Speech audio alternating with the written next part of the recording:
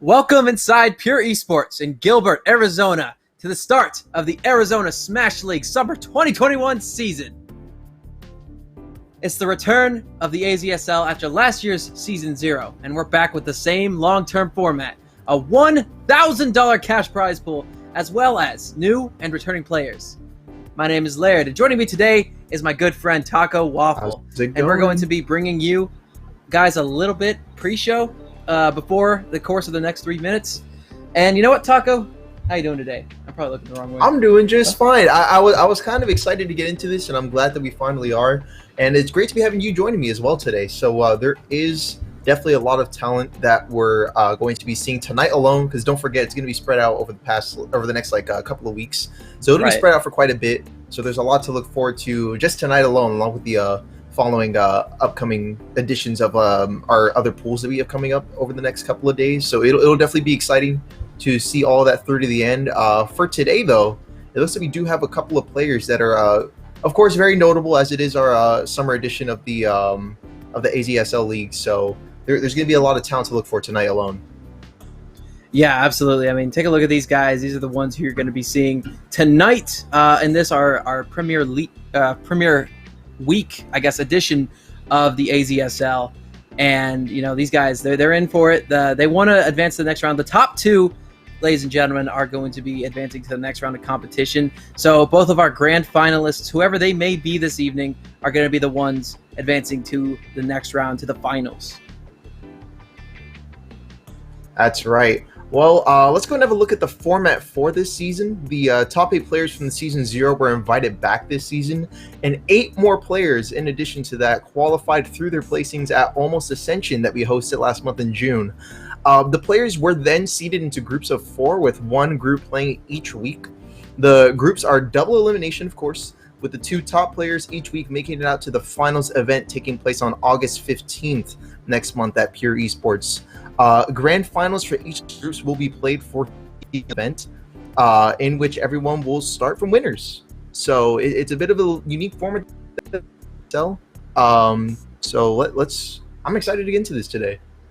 Yeah, and of course, you guys can take a look right here. These are going to be our combatants for all the weeks. Obviously, today is going to be Group B's run a little bit, and Group C is going to be next week on July 20th. Group D, 27th, so on and so forth. With our finals going to be on August 15th at 1 o'clock Pacific Standard Time. You said it. So, 6 p.m. here on twitch.tv/SAK Gaming.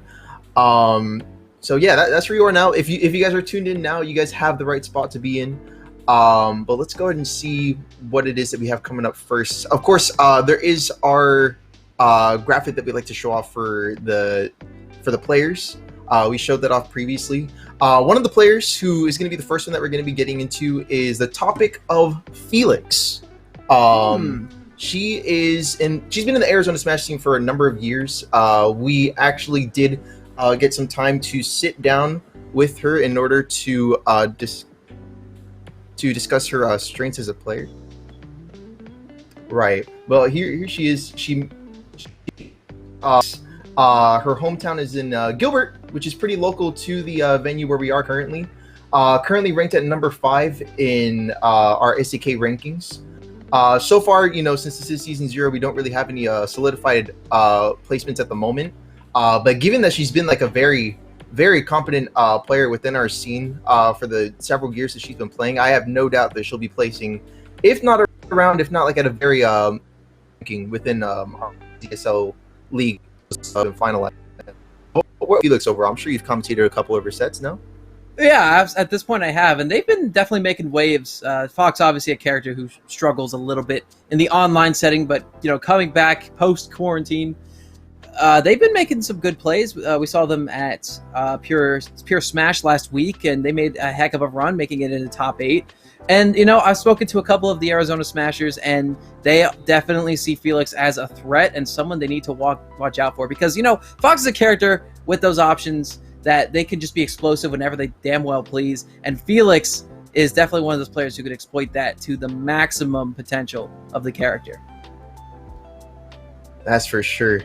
So, like I mentioned, being that she has been a prominent player within our scene. There's definitely a lot of plays that I'm looking forward to seeing from her. And also, it's worth mentioning, like, it does say here that she is a Fox main, but she does have like several competent characters that she's pulled out previously. Like we did actually just last night, we saw like Min Min and Sheik get a little bit of playtime on stream with their previous run last night. So there's definitely more method to I guess we call her madness, method to the madness that we should be looking forward to with her.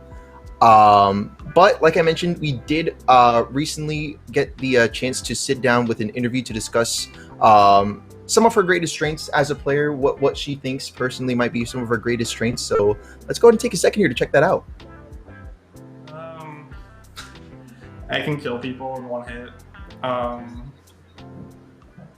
I think that's that always has been my biggest strength. It's just understanding advantage states at the level I'm at. I kind of figured out recently that against like top level players, people who really know how to deal with Fox, I need to think of new stuff, but I'm already doing it. And like, again, I'll be playing a set against Krupp, and halfway through I've already gotten better at it. So just, I mean, and you go watch some of my recent sets, I'll be losing, I just touch of death someone. So that's just another thing, I'm never really out of it, and I'm always thinking to myself, I'm always in it. I guess that's the strength as a player, but I play a good character, and I have confidence in my good character. So, and my peaks, I genuinely feel are, I mean, those aren't, I wouldn't say like top 3 or top 2, because that's all subjective or whatever, but I feel like I'm pretty damn good when I'm at my peak. I've shown it, so. All right, well, thank you, Felix, for the insight on your game plan. So, but we're going to shift gears and be talking about Felix's opponent. It's going to be Ekidona, if I'm pronouncing that right. Ekidona. Yes, Ekidona. She's also a really, really great name.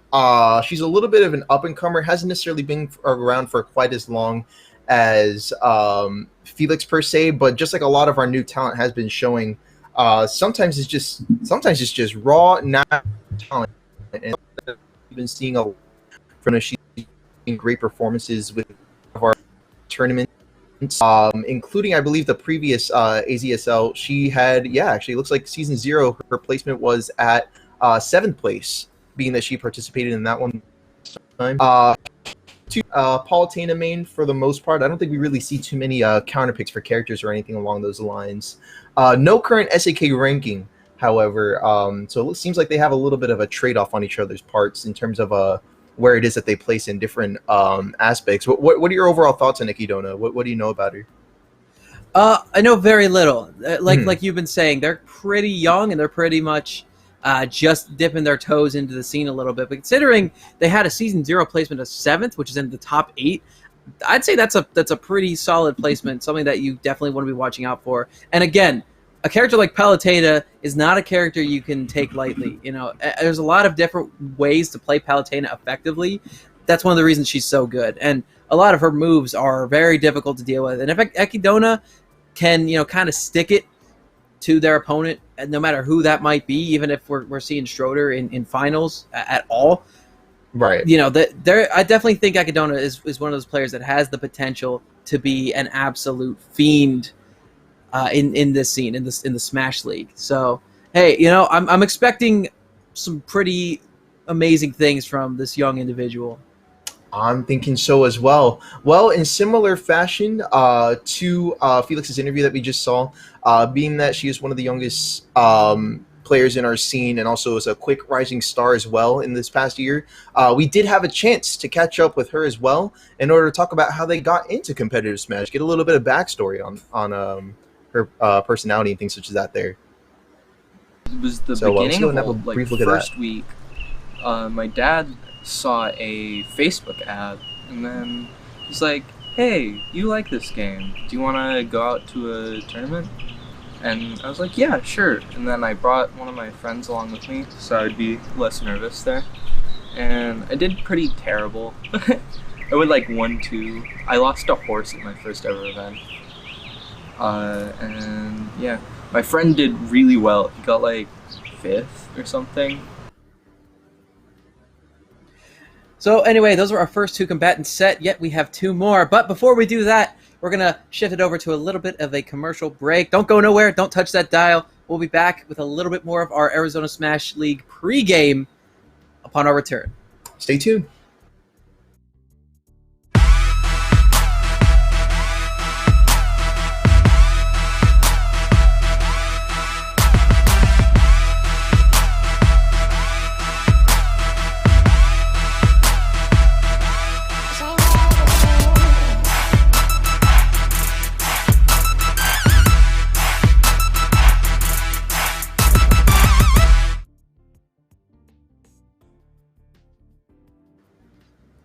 All right, guys, welcome back. Yeah, welcome back. A little bit of a short ad break there on behalf of Pure Esports. But we do just want to go ahead and jump right back into things from where we left off.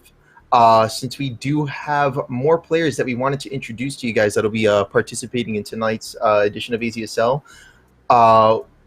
Let's go ahead and start off with Jinx, who has been a really great influence over the Arizona scene. Absolutely. Oh yeah. I'm sure you know Jinx. I do Wii know Fit Jinx. player. Yeah, helping to put Wii Fit and Arizona Smash on the map.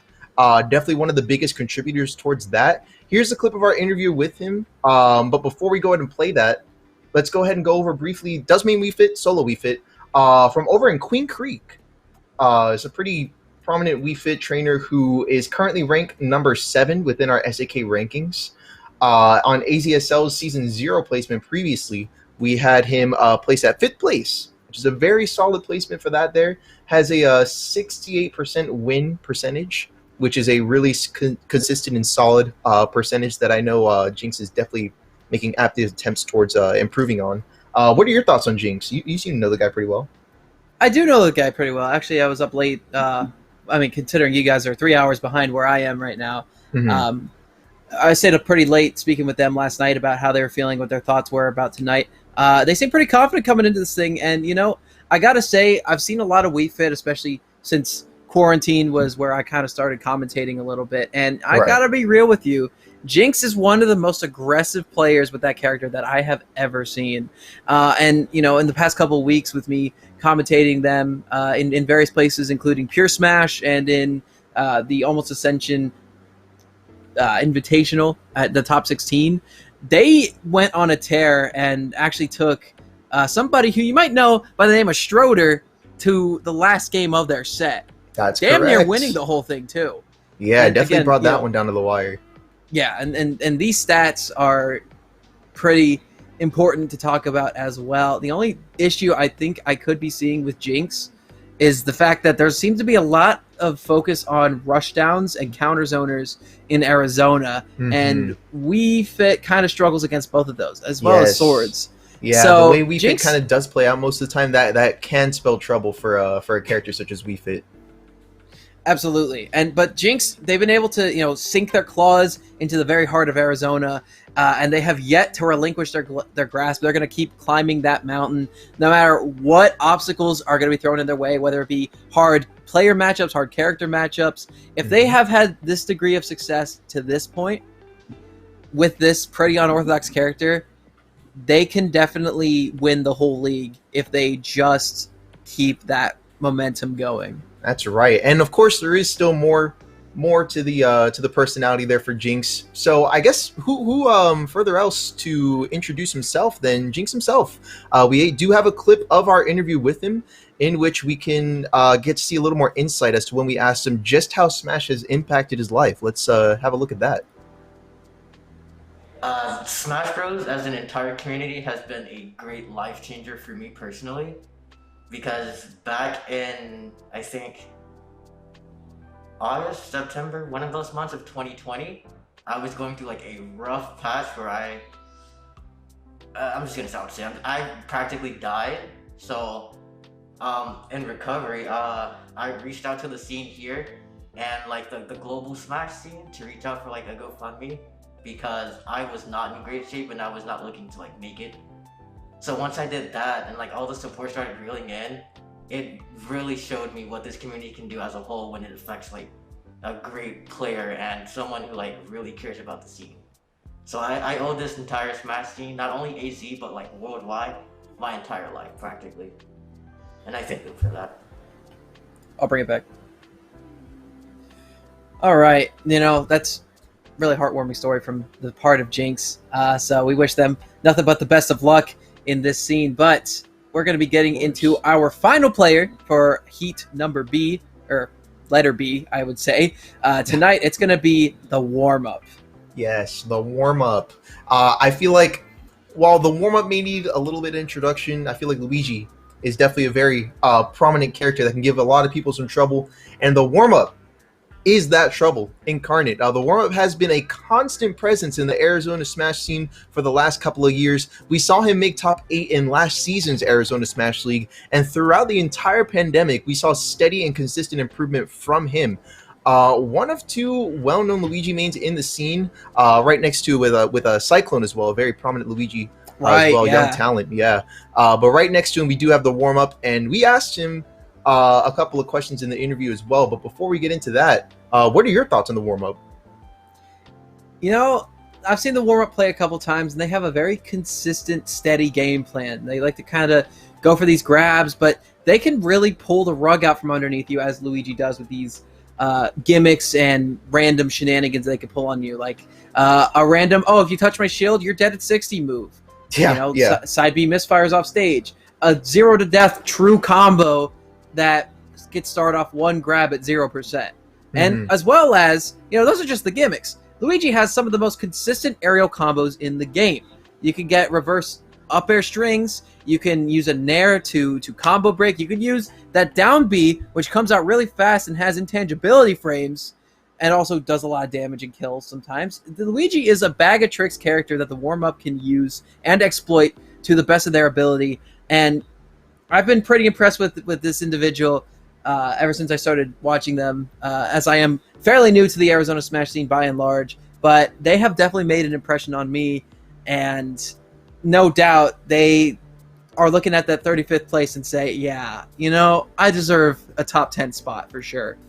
Yeah, definitely one of those players that has made really great moves, really great improvements in the good long while that they've participated in the competitive Smash scene, but definitely showing no signs of stopping, as they are definitely making big moves to further incorporate what they already know and to improve and evolve as a player. And I feel like the warm-up, I actually didn't know that he was from Apache Junction. I didn't know he was kind of out there, but despite that, he's on the grind and actually doing some really great stuff to put his name on the map here within Arizona Smash's scene here. Not too many Apache Junction players. Now that I'm like really looking at it, I was like, wait a minute. Not too many players from there. That's kind of interesting to know now. You know what? I did want to say one thing though. Turns out that I've actually known the warm-up in a sense, like for a couple of years. Like he was explaining to me that like I kind of knew this already, but like his current fiance, or actually now his wife, is like actually one of like my childhood friends, and I just like didn't know that like they knew each other. Yeah, for like several years. I didn't know that. So apparently I have a long overdue drink with that dude sometime that I might have to go out and get, because he seems like a really chill guy outside of Smash and stuff like that. But anyways, that's a little bit of a tangent. But we'll get to hear a little bit more from the warm-up here now, as he is going to be we're going to be showing off a brief clip in which we get to see a little bit more as to why he chose Mario's taller half. So let's take a look at that clip from our interview with him. My strengths. I really like to. I think my advantage is really good. So if I get the momentum and I get going, then I feel like I have control. But I feel like I really lack my disadvantage. So it's like either or. So if I start getting hit a lot, then I start getting frustrated and so I think my advantage is pretty good. Yeah, right on. You play Luigi, right? Yeah. How did you choose Luigi? Jank, cheese. In Smash 4, he had the Cyclone and you could kill at 0. I was like, yo, I'm about to just cheese people out of stocks. That's all I wanted to do. So that's how I kind of picked him up. I like killing him as early as possible.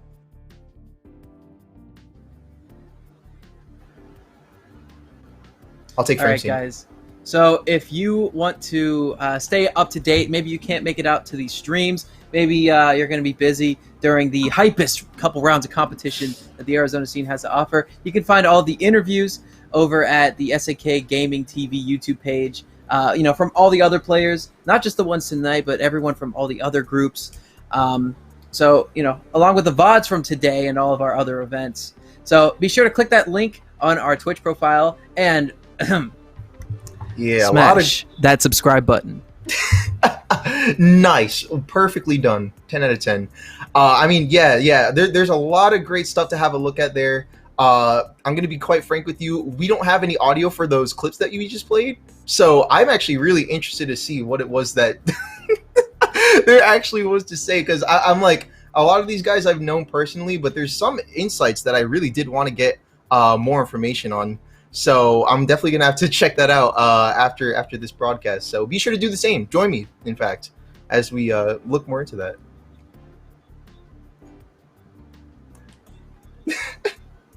Yeah. Well, we with that production aside, telling us. yeah. Well, it's all right. Yeah, it's all right. We're chilling. With that all taken care of, we are just about ready to get into our first match here. But before we do so, I should mention that today's broadcast is powered by FrameSync Media, where TV meets esports. FrameSync's goal, of course, is to bring esports content to life with the same standards and practices as live television that you normally see, backed up by years of experience in sports and news within our cast. Be sure to help us bring your event to life today by emailing us at sales@framesync.media. That's sales@framesync.media if you want to get in contact with us to how to bring this production to your scene. Right. And yes, and it also should be noted that in the description down below, we also do have that link available for you if you want to get in contact there. But with that said, it looks like we're just about ready. What are you thinking? You ready for some AZSL action? Dog, I guess you could even say I'm warmed up for this because we're going to be getting the warm-up and Felix. Hey, man, the puns are great, but don't jinx it. We're done. All right. We're done with that. We're not doing it. No more puns. We'll cut it right there.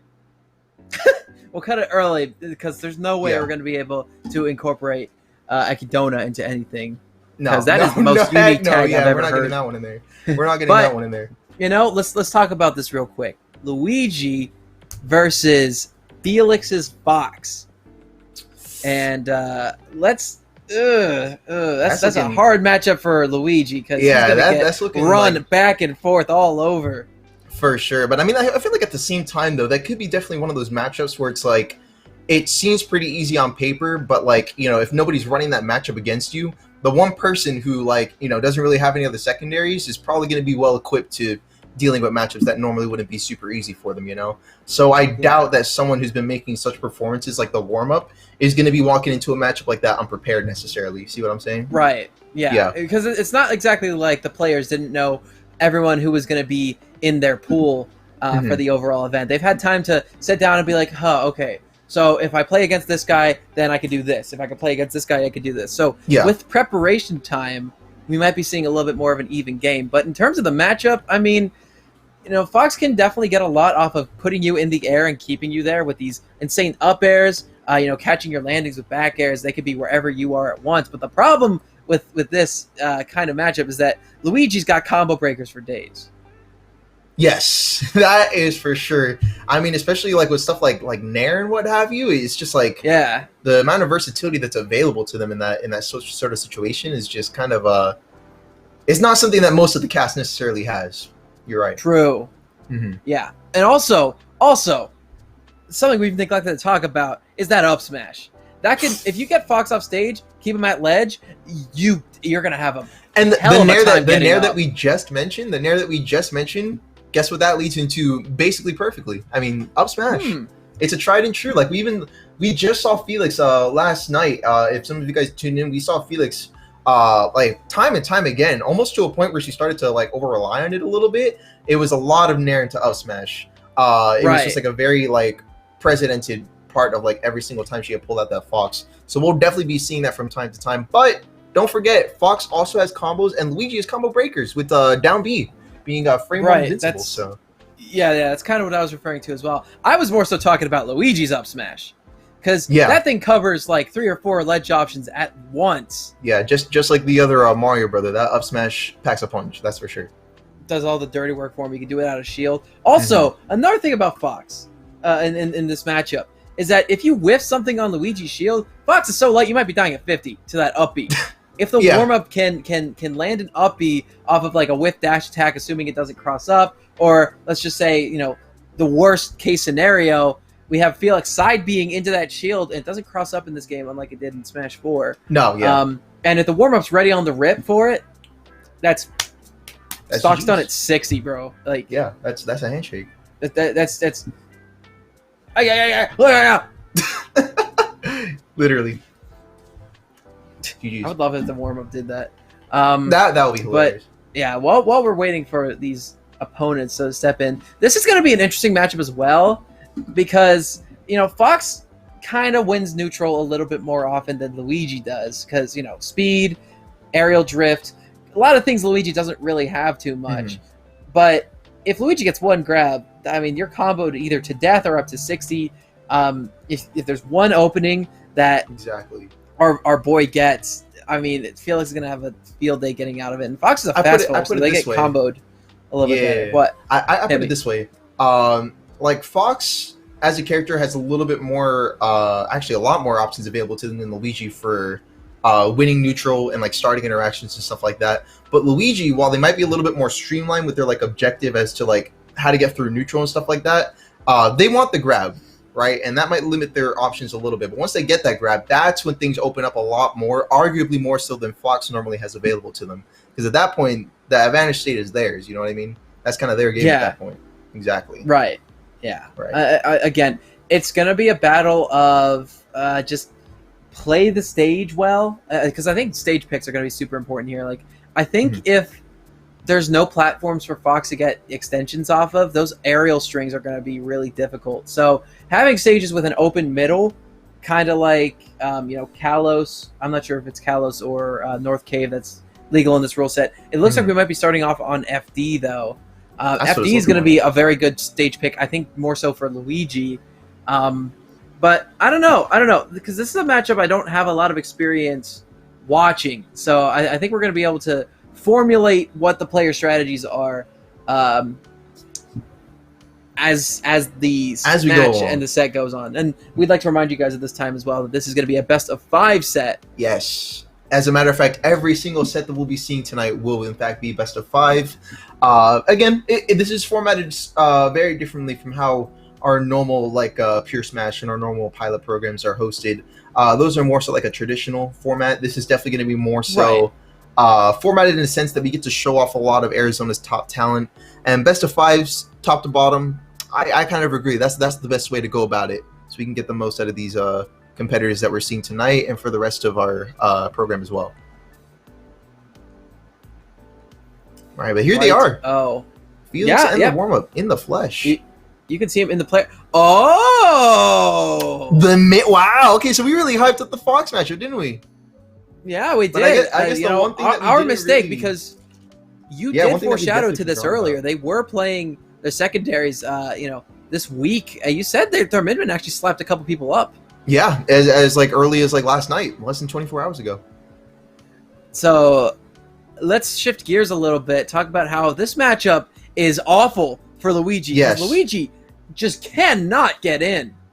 Yes, we have entered the no fun zone for the warm-up. Actually, for both players, though. Let's be real. Yeah. All right. No, but anyway, this is like, to be fair, the same thing kind of applies still, where you can definitely see Luigi getting a lot off of the grabs, but now it's definitely going to be more so of a question of will he even get the chance? Because it's starting to look already pretty tough as we got 65% on the warm-up here at ledge, so definitely Felix has been applying the knowledge that she's been putting in preparation for this match here. In this, the premier match of the entire Smash League, we're seeing a counter pick. Yes, a hard counter pick. So, yeah, I mean, look, Luigi Fox can't be the easiest matchup in the game for either player, but I have a feeling that Felix is definitely feeling a lot more confident in the Min pick right now, as they get off to a pretty explosive start. Already securing the first stock of tonight, and doing a pretty good job of maintaining the percent, but yeah, all you but need there's is that up B. Yeah, one roll back and an up B, and we now have a tied stock game with only 28% in favor of Felix. Yeah, and this is kind of what we were saying as well. It was a different matchup in our heads at the time, but once Luigi gets in and gets, you know, some shenanigans going, especially the warm-up with their insane momentum carrying ability, it's really a lot easier. It's all downhill once Luigi gets like one interaction. But see, there's the grab, and we're looking. No, they whipped the up air. Oh yeah, I thought so. You chilling? You chilling? Hey, yeah, the mic quality's a little bit downhill, but that's all right. We'll get it back uphill.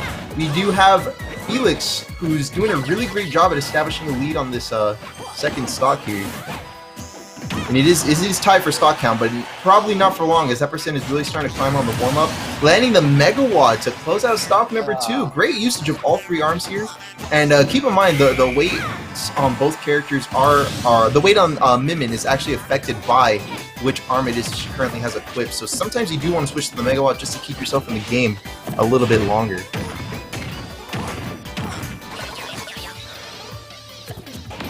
All right. And we got ourselves Luigi kind of struggling to tie up this percentage here. It is last stock though, so the warm-up is doing a great job at keeping up with Felix. However, we're finding ourselves off stage. The percentage is just shy of being tied at the moment, but things are still looking dire for the warm-up as they're still struggling to find themselves back on stage. Felix is doing a great job of maintaining stage control at the moment. I feel like this is definitely something that all of us kind of would have expected in terms of like how a majority of the matches would have played out. A lot of stage dominance on part of Felix at the moment. Oh, but a great forward air. No double jump. Wow. Okay, wait a minute. The warm-up getting really smart at the last second. The moment they had that stage control, they did everything in their ability to not thwart that and landed a solid forward air after Felix is spending that double jump. Seeing that double jump right there. Boom. Catching it before she even gets the chance to up B onto the stage. And that's closing out game number 1 for the warm-up. Not an easy matchup at all, but definitely managed to show off his precedence and establishes his game 1 lead. Great stuff, but now we're running it back straight to Smashville. And we're now seeing a switch to Fox. Okay, so now we're seeing Fox. Now we're seeing Fox here on the same stage. Different matchup, however, so things are definitely going to be shifting in terms of dynamic a little bit.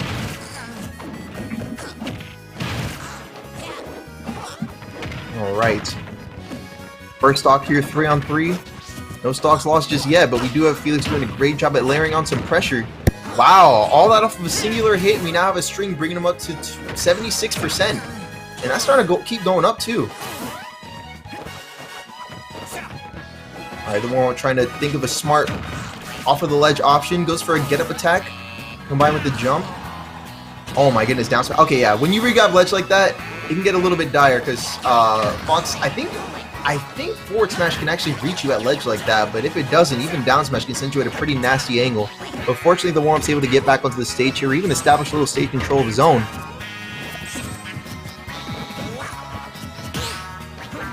Excellent parry on that. Oh, and a back air of her own is going to be closing out the first stock in her favor. So now things are still looking in favor of Felix at the moment, but due to not having any sort of long distance range options like she did have previously, that percent is going to be a little bit more of a deficit than it was the last time around. But I would still say that Fox is definitely by far and away Felix's most confident pick out of her arsenal of characters that she has available to her. So we're seeing that in full force as we land an up smash to close out stock number 2. Again, that stock lead wasn't looking as healthy at first, but in a matter of a minute, that was all that she needed in order to establish that into one heck of a lead at the moment. Excellent string of up airs. Gonna get caught out with a down B, just shy of closing out the first stock on her end. Ooh, and that forward air is gonna get beat out yet again with frame 1 invincibility on that down B. Let's see what our next move is. Excellent side B on the stage, gonna fall with an up tilt into a soft hit up smash, putting the warm up at the ledge, and a forward smash read on the neutral get up, and that is game 2. And a tied set count in favor of Felix here, 1-1 on the board for both players at the moment. So that switch up to her main is definitely paying out from what it looks like. 3 stock lead. It definitely seems to have been something that the warm-up wasn't ready to have her potentially switch to so early on in the set. But sure enough, she's swinging on that Fox at the moment. I like to see it. I'll give her props, though. The Min pick, it was definitely the right idea. And she definitely does know how to play Min. We know that for sure. But unfortunately, it seems like the warm-up was definitely the wiser on that choice there for the most part. Alright, we're going to be running back. Same characters here. I was like, I remember this one time where the warm definitely did pull out DK in bracket. I was like, I don't know why, for a half a second I was like, nah, no way. Nah, we probably won't be seeing any... Well, we'll probably be seeing some crazy picks, but that's probably just going to be coming from like Schroeder.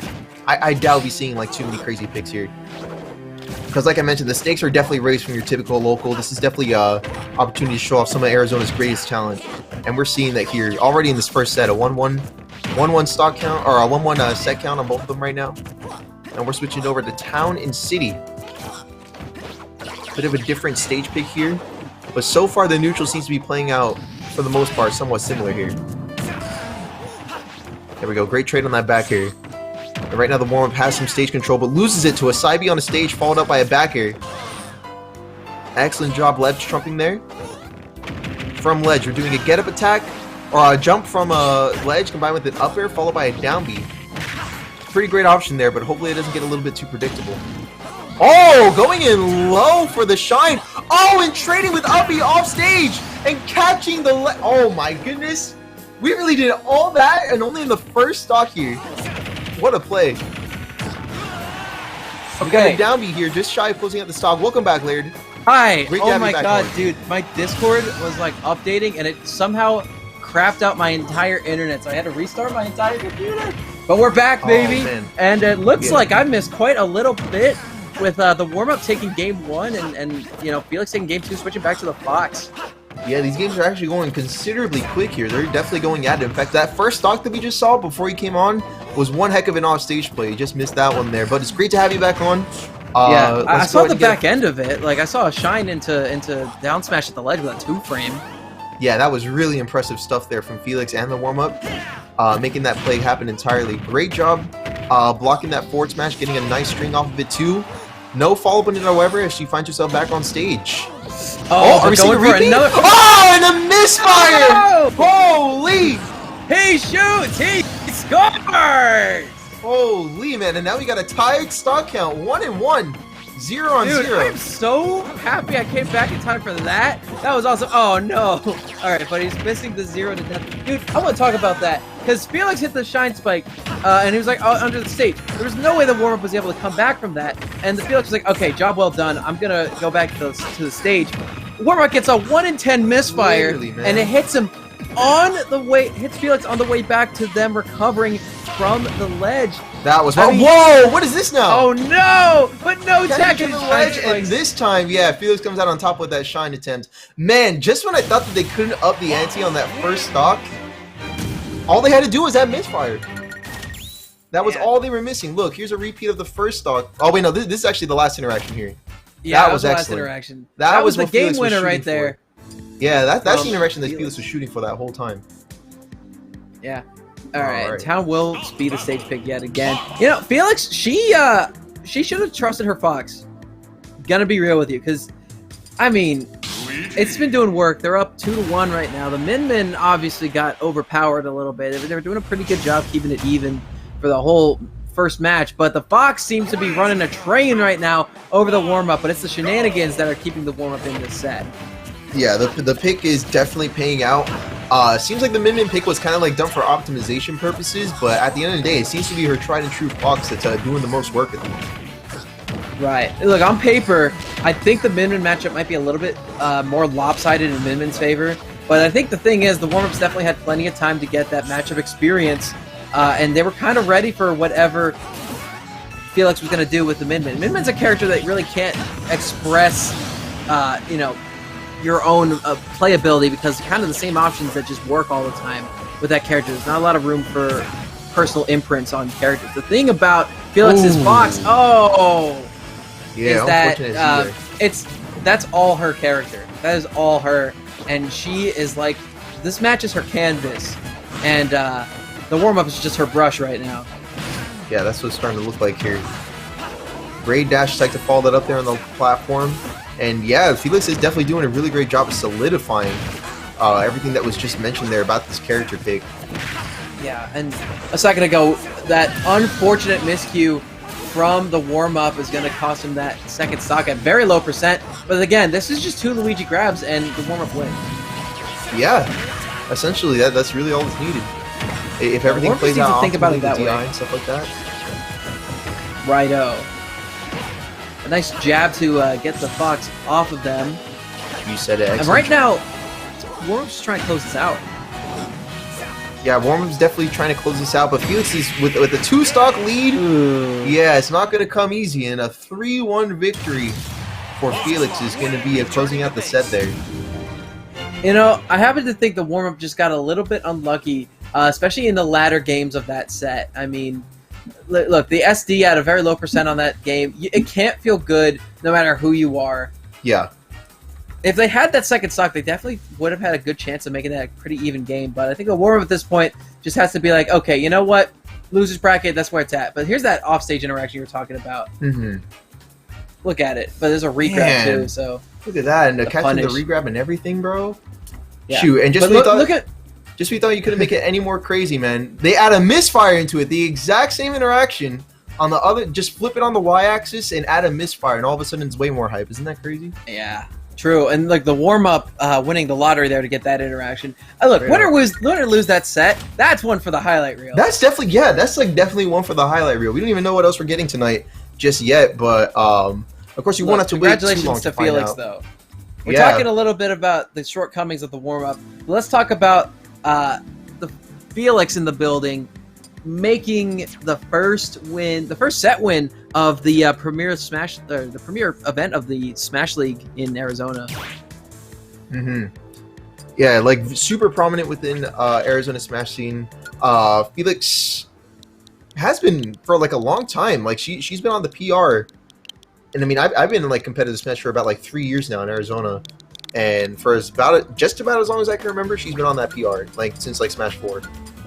Yeah, she's a fiend. So anyway, she punched her ticket to winners finals here tonight, which is exactly, I mean, that's what I'm talking about. But right now we have our next players up to bat. It's going to be Ekidona and Jinx. Yes, Ekidona and Jinx. We got to see a little bit more of Jinx just last night, actually, on Wii Fit Trainer.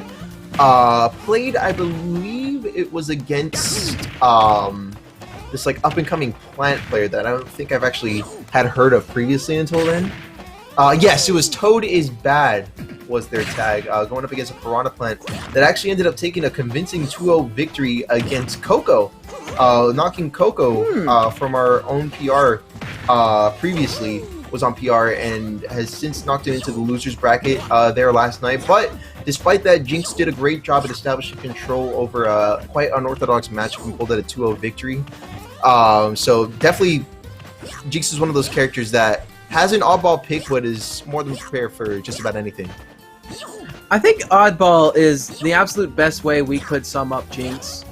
Not their personality. Jinx is a wonderful human being, and I love spending time and talking to them. But oddball in their playstyle, in their mindset, in their, you know, they're definitely an interesting character to say the very least.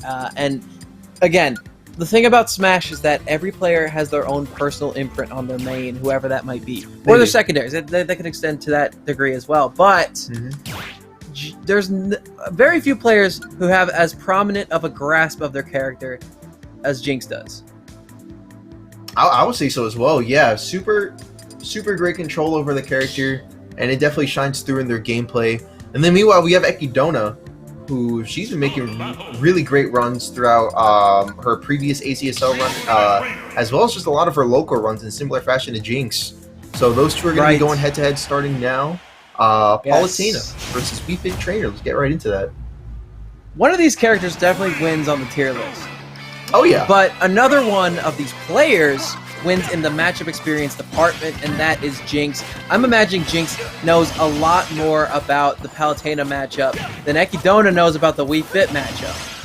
Yeah, that is definitely something that is like potentially like worth discussing there. In fact, of like just like matchup experience with one another. Probably something that Jinx has a little bit more experience with, Paulo being a high tier character and probably encountering a lot of Palutena players along the way. Meanwhile, Ekidona will have to stay on their toes and put everything that she knows about Palutena to the test here against an unorthodox oddball pick like Wii Fit trainer here. But so far, she seems to be doing a pretty good job at establishing that control. Really decent lead, is doing a great job at keeping Jinx at ledge whenever possible. But as soon as Jinx gets that advantage, Taco, we're gonna be seeing some carnage. Because I think whenever Jinx, has an opening, they take it and they just run with it. Oh so yeah, they we're just waiting for the first one of those to open up. But the first opening of the match for a stock is going to be going in favor of Ekidona. Jinx dropping the shield into a back air is going to lose them that first stock. Ooh, excellent parry on that get-up attack. No punish option, however. And so far, Ekidona does still have the first stock, but don't forget, Palutena is kind of light. And I feel like with deep breathing combined on Wii Fit Trainer and having like a lot of just like randomly like strong hitboxes, it could not be too long before we see a tied stock count. Yeah, and you already saw Jinx right there going down to try to seal the deal on it. Trying to catch Ekidona returning to the ledge with the side B spike hitbox, actually. Yeah. And it's a pretty interesting hitbox there. Excellent job landing that back air, and a 2-stock lead is now in favor of Ekidona. She's doing what she does best and controlling the game at the moment. Oh! A little pause on the match. Okay, you know what? Yeah, I think they're chilling with it. I think they're chilling with it. Ekidona just is like, okay, I'll give you that one. But, I mean, it could be too little too late with Jinx already at 40% on their last stock, trying to get the spike onto that side B in order to put it on stage and give them a free open to recover, but it accidentally fell off, and Ekidona is still able to smother and keep him in the corner. Yeah, that's what's starting to look like here. Excellent job grabbing, landing a back throw to put Jinx further off stage. Yeah, but hey, look, even if Jinx doesn't come out on top of this match, I think Jinx is going to want to stay alive as long as possible here, even if they don't win, because they're still starting to get a feel for Ekidona and their play style. Yeah, Jinx, oh my goodness! Woo! Excellent job landing that forward air spike hitbox. We now have a tied stock count, but that percentage is going to leave Jinx with a tall order here in terms of bringing it back. When we were at the start of this match and you said that you wanted Ekidona to kind of stay on their toes about this oddball pick, did you mean Ekidona's toes or Jinx's toes? Because those toes just sent Ekidona to the Shadow Realm. Yeah, those toes definitely got one heck of a hitbox here, and we saw that first person. But, I mean, yeah, Ekidona, I mean, even going back on what I said previously, look at that. One game on the board for Ekidona, and she's doing a great job at just doing what she does best. I mean, like, I feel like even there's been sets against, like, Stroder that I've seen where, like, in particular moments, there'll just be times where Ekidona is just controlling the stage and controlling the match in doing so. Yeah. And I spoke personally with Jinx a little bit. One of Wii Fit's best attributes is their offstage game and their ability to plank and hang out under the ledge with, side B to help, mix them up, hanging out off stage and using the down B to stall, to float a little bit, that sort of thing. Jinx going into the settings and turning off the pause button. So good on you. Good on that. But I'm inclined to say that Jinx really does not like to be off stage or in the corner in any capacity. They like to have a little bit of solid ground under their feet in order to run around on. So, in Jinx playing an oddball character and that sort of thing, playing it in an unorthodox fashion is going to be the thing to put them over the top, especially in this pretty prominent scene when it comes to having counter picks. I think so as well, but in the topic of counter picks is going to be small battlefield, and we're running it back in this second second game here.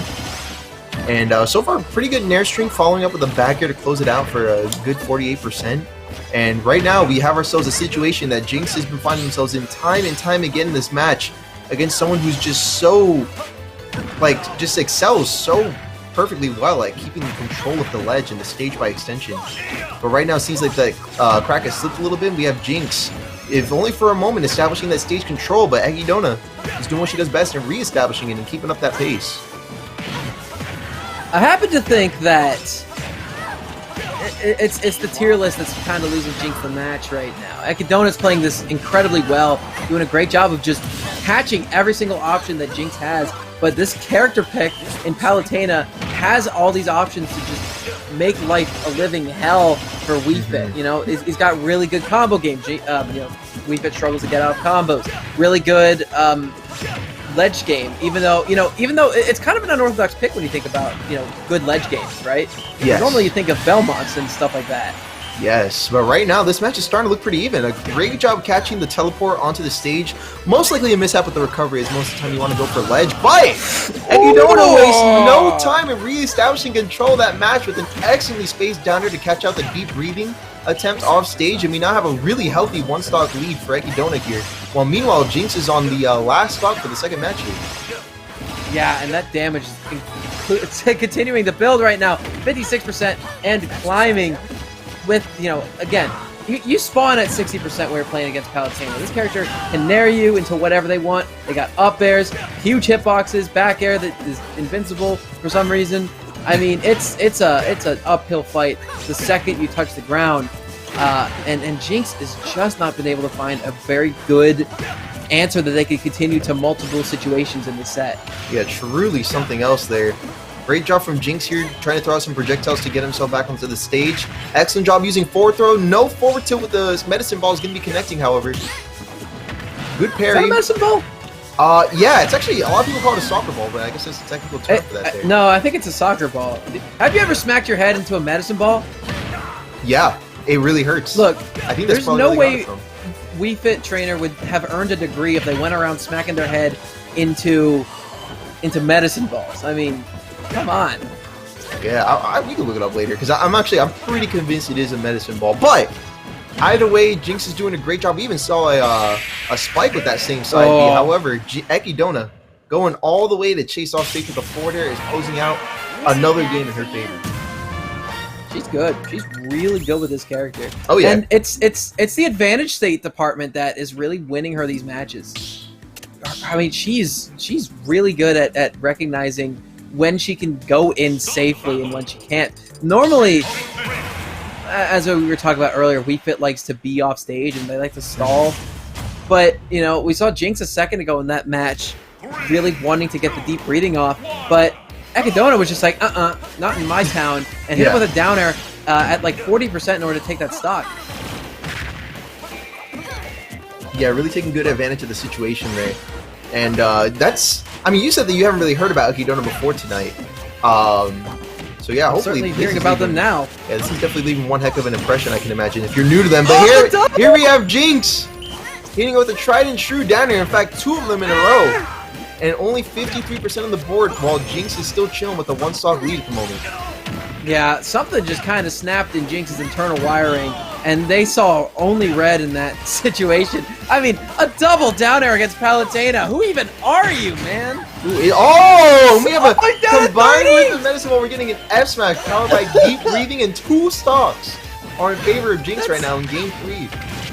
That's so gross. We haven't even been a minute into the match yet.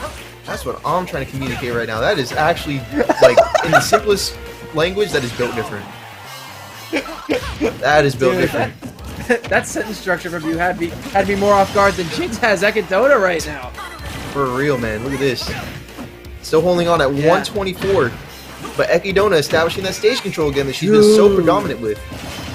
Okay, I want to call it that DI mix up a little bit. Normally, you'd want to hold like out or down or something to make it a little bit harder for Ekidona to get that back air on you after that down throw at ledge. That's like a really good kill confirm for Palutena. Jinx held up and in like the mad lad they are. Goodness, yeah. But it's that forward tilt at the ledge on that platform that Jinx jumped into. It stays out so long, doesn't it? Stays out for a hot minute, and it packs a punch as well. And great job on Ekidona using that here to close out the first stock in her favor for this match. And man, look at this control that she seems to be, like, she had like such great control, but it just seems like Jinx is just breaking through the cracks here in this third game. Yeah. No, hey, look. You say the same thing at the same time, you get a Jinx, right? Yeah. But it's also there's also a word for different kinds of hexes that's a Jinx right now. If you say it some obscure demonic name in the mirror 3 times, you get a Jinx. Yeah, and right now Jinx is trying to get 3 games in a row. That's what he's going for. 3 games in a row with 3 Two-game comeback. And here we have a look here at the second stock for this game here. Look at that. Yeah, I mean, look at that. 39%, dude. So much power on that. Also, we got word from backstage. That side B right there is, in fact, a soccer ball. I actually didn't know that there is a Wii Fit minigame that incorporates the soccer ball, and that's actually what that's from. So, don't worry. Yeah. Look, dude, I got my fitness grind on when I was 8.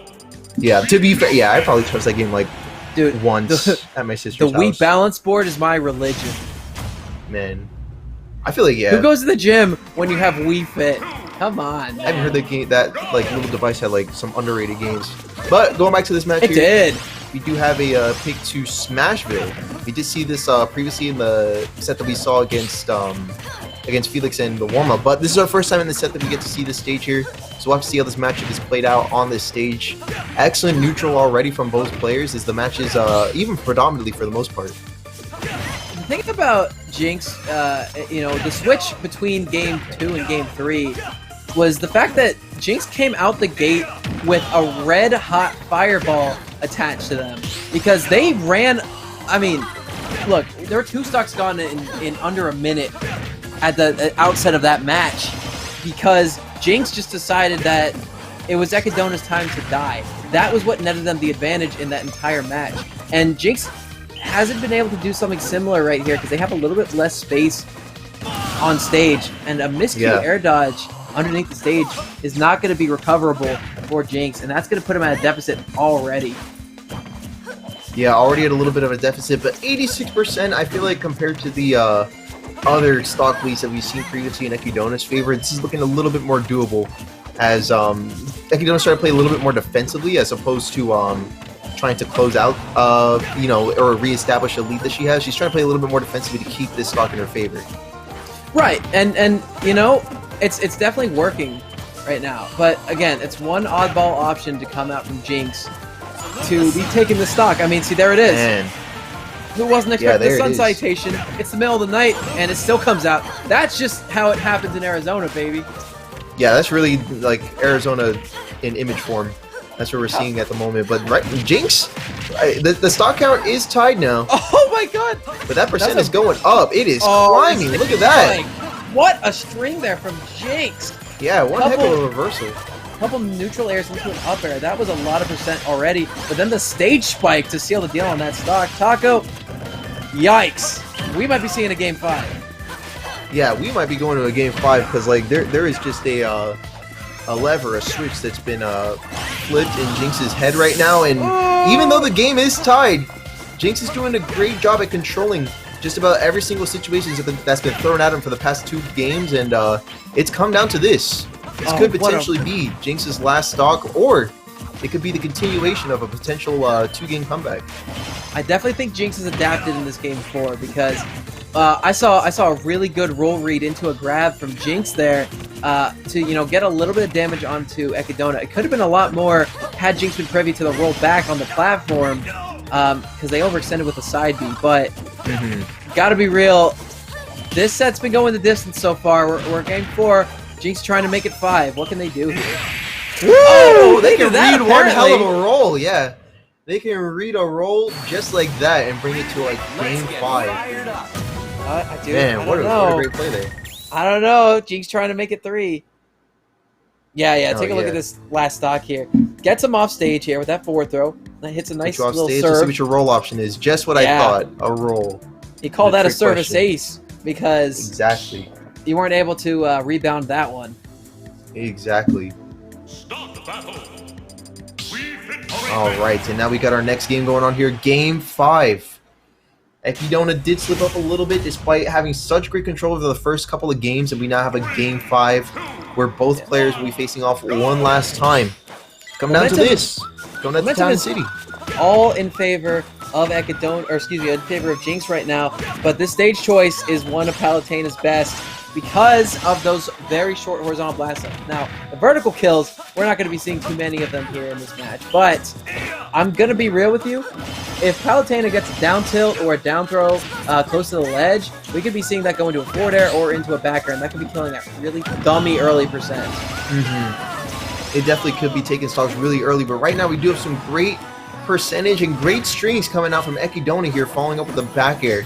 to put Jinx at ledge at 95%. Get up, neutral get up, almost gets caught by an F smash, but an excellent job shielding from Jinx's part is going to keep him on his first stock just a little bit longer.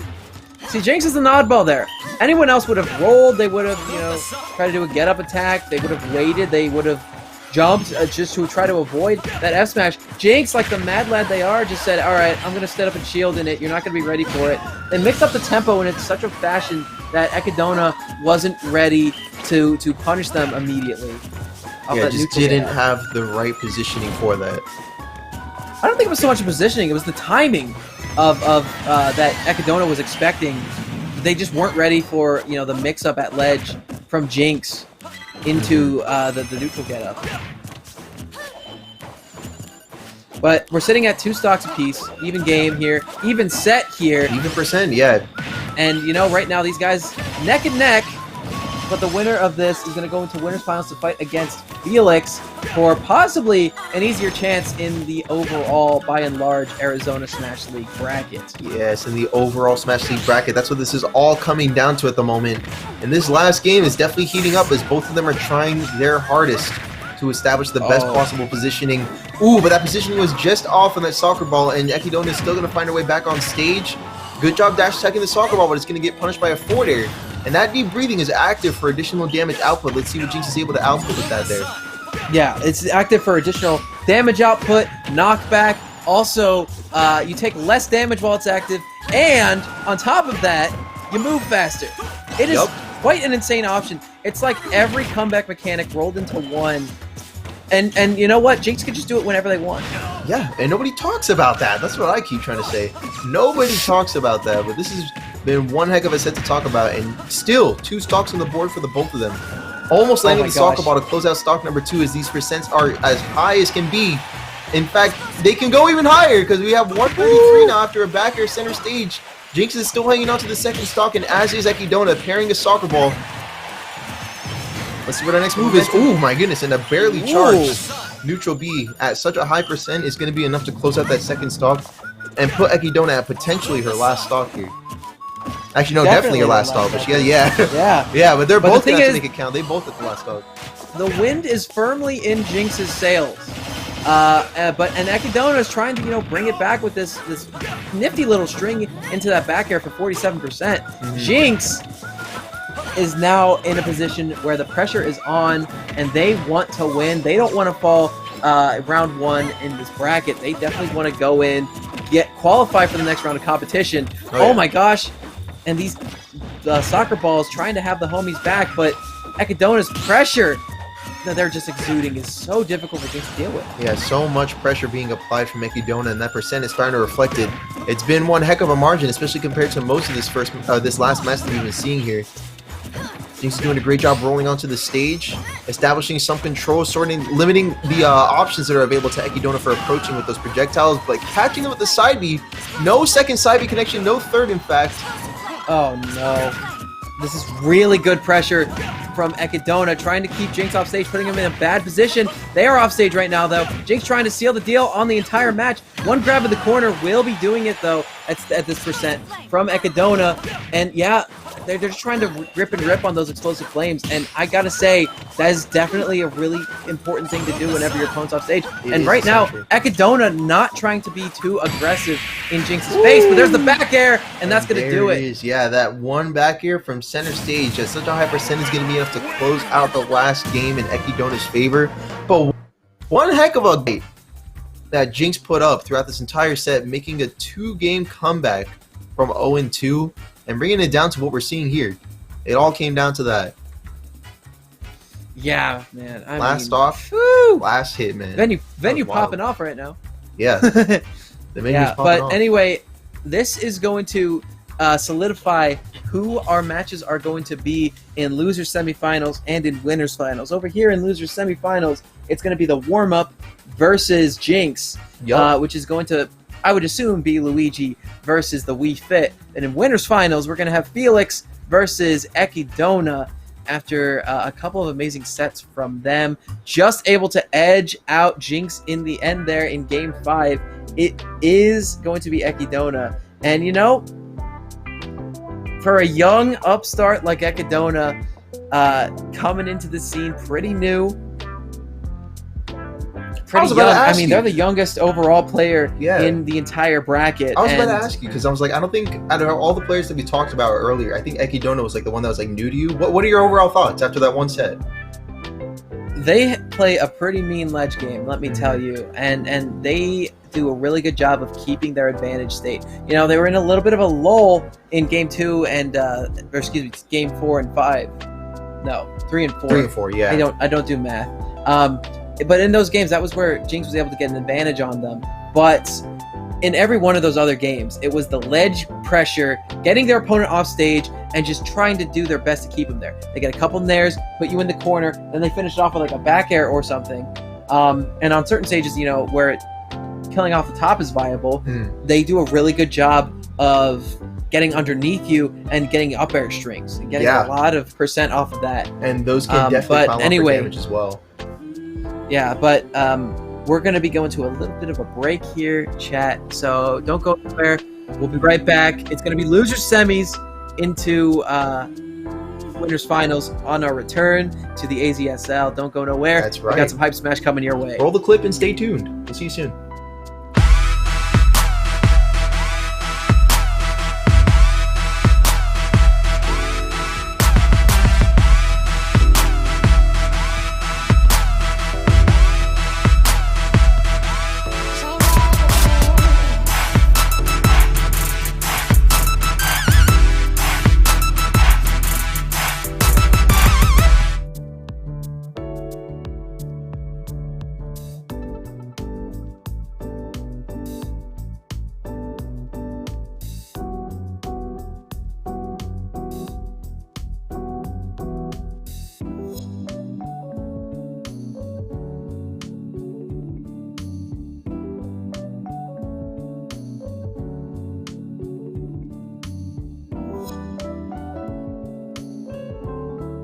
Apparently, from what we've heard, the match already started. Yeah, they just went right into it. They're swinging. Dude, look at that. Look at that. Not listening to the TO's input at all. The Jinx and the warm-up just wanted to get right back into it without even being told it was their time to go.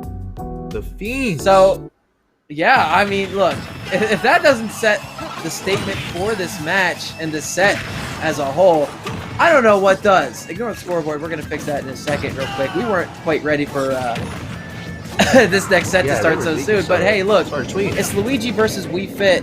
Taco, what are you thinking about the set? They've played before. Oops. Yeah, and it shows that. More than ready to punish with that F smash. So yeah, they did play before. I'm thinking it's going to be a lot of a matchup familiarity that should lead to some crazy plays from both of them here. But right now, Jinx, with a one-stock lead and already going for down airs and all that and what have you, I think Jinx is definitely making an explosive start onto this round, having just come off of his match with Ekidona previously. And meanwhile, the warm-up is doing a really great job of controlling the situation, kind of slowing down the momentum to hopefully soon slant this into his favor a little bit more. And look, Luigi hates two things. They hate disjoints and they hate projectiles. Now, in the disjoint department, you know, we're going to see Jinx being a little lacking, but in terms of projectiles, there is no shortage of pressure that Jinx can put onto the warm-up from afar. So I definitely think this matchup is going to be one where the warm-up struggles a little bit. Yeah, I would say so as well. But right now, it seems to have a pretty good job of controlling it. Pretty large percent deficit.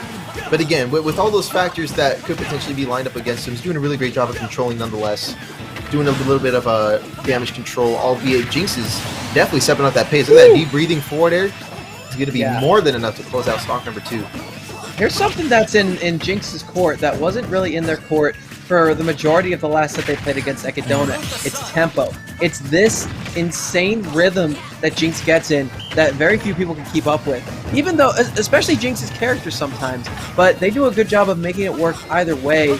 And it's usually an option, or not an option, but a time signature that their opponents aren't quite expecting. I would say so as well, yeah.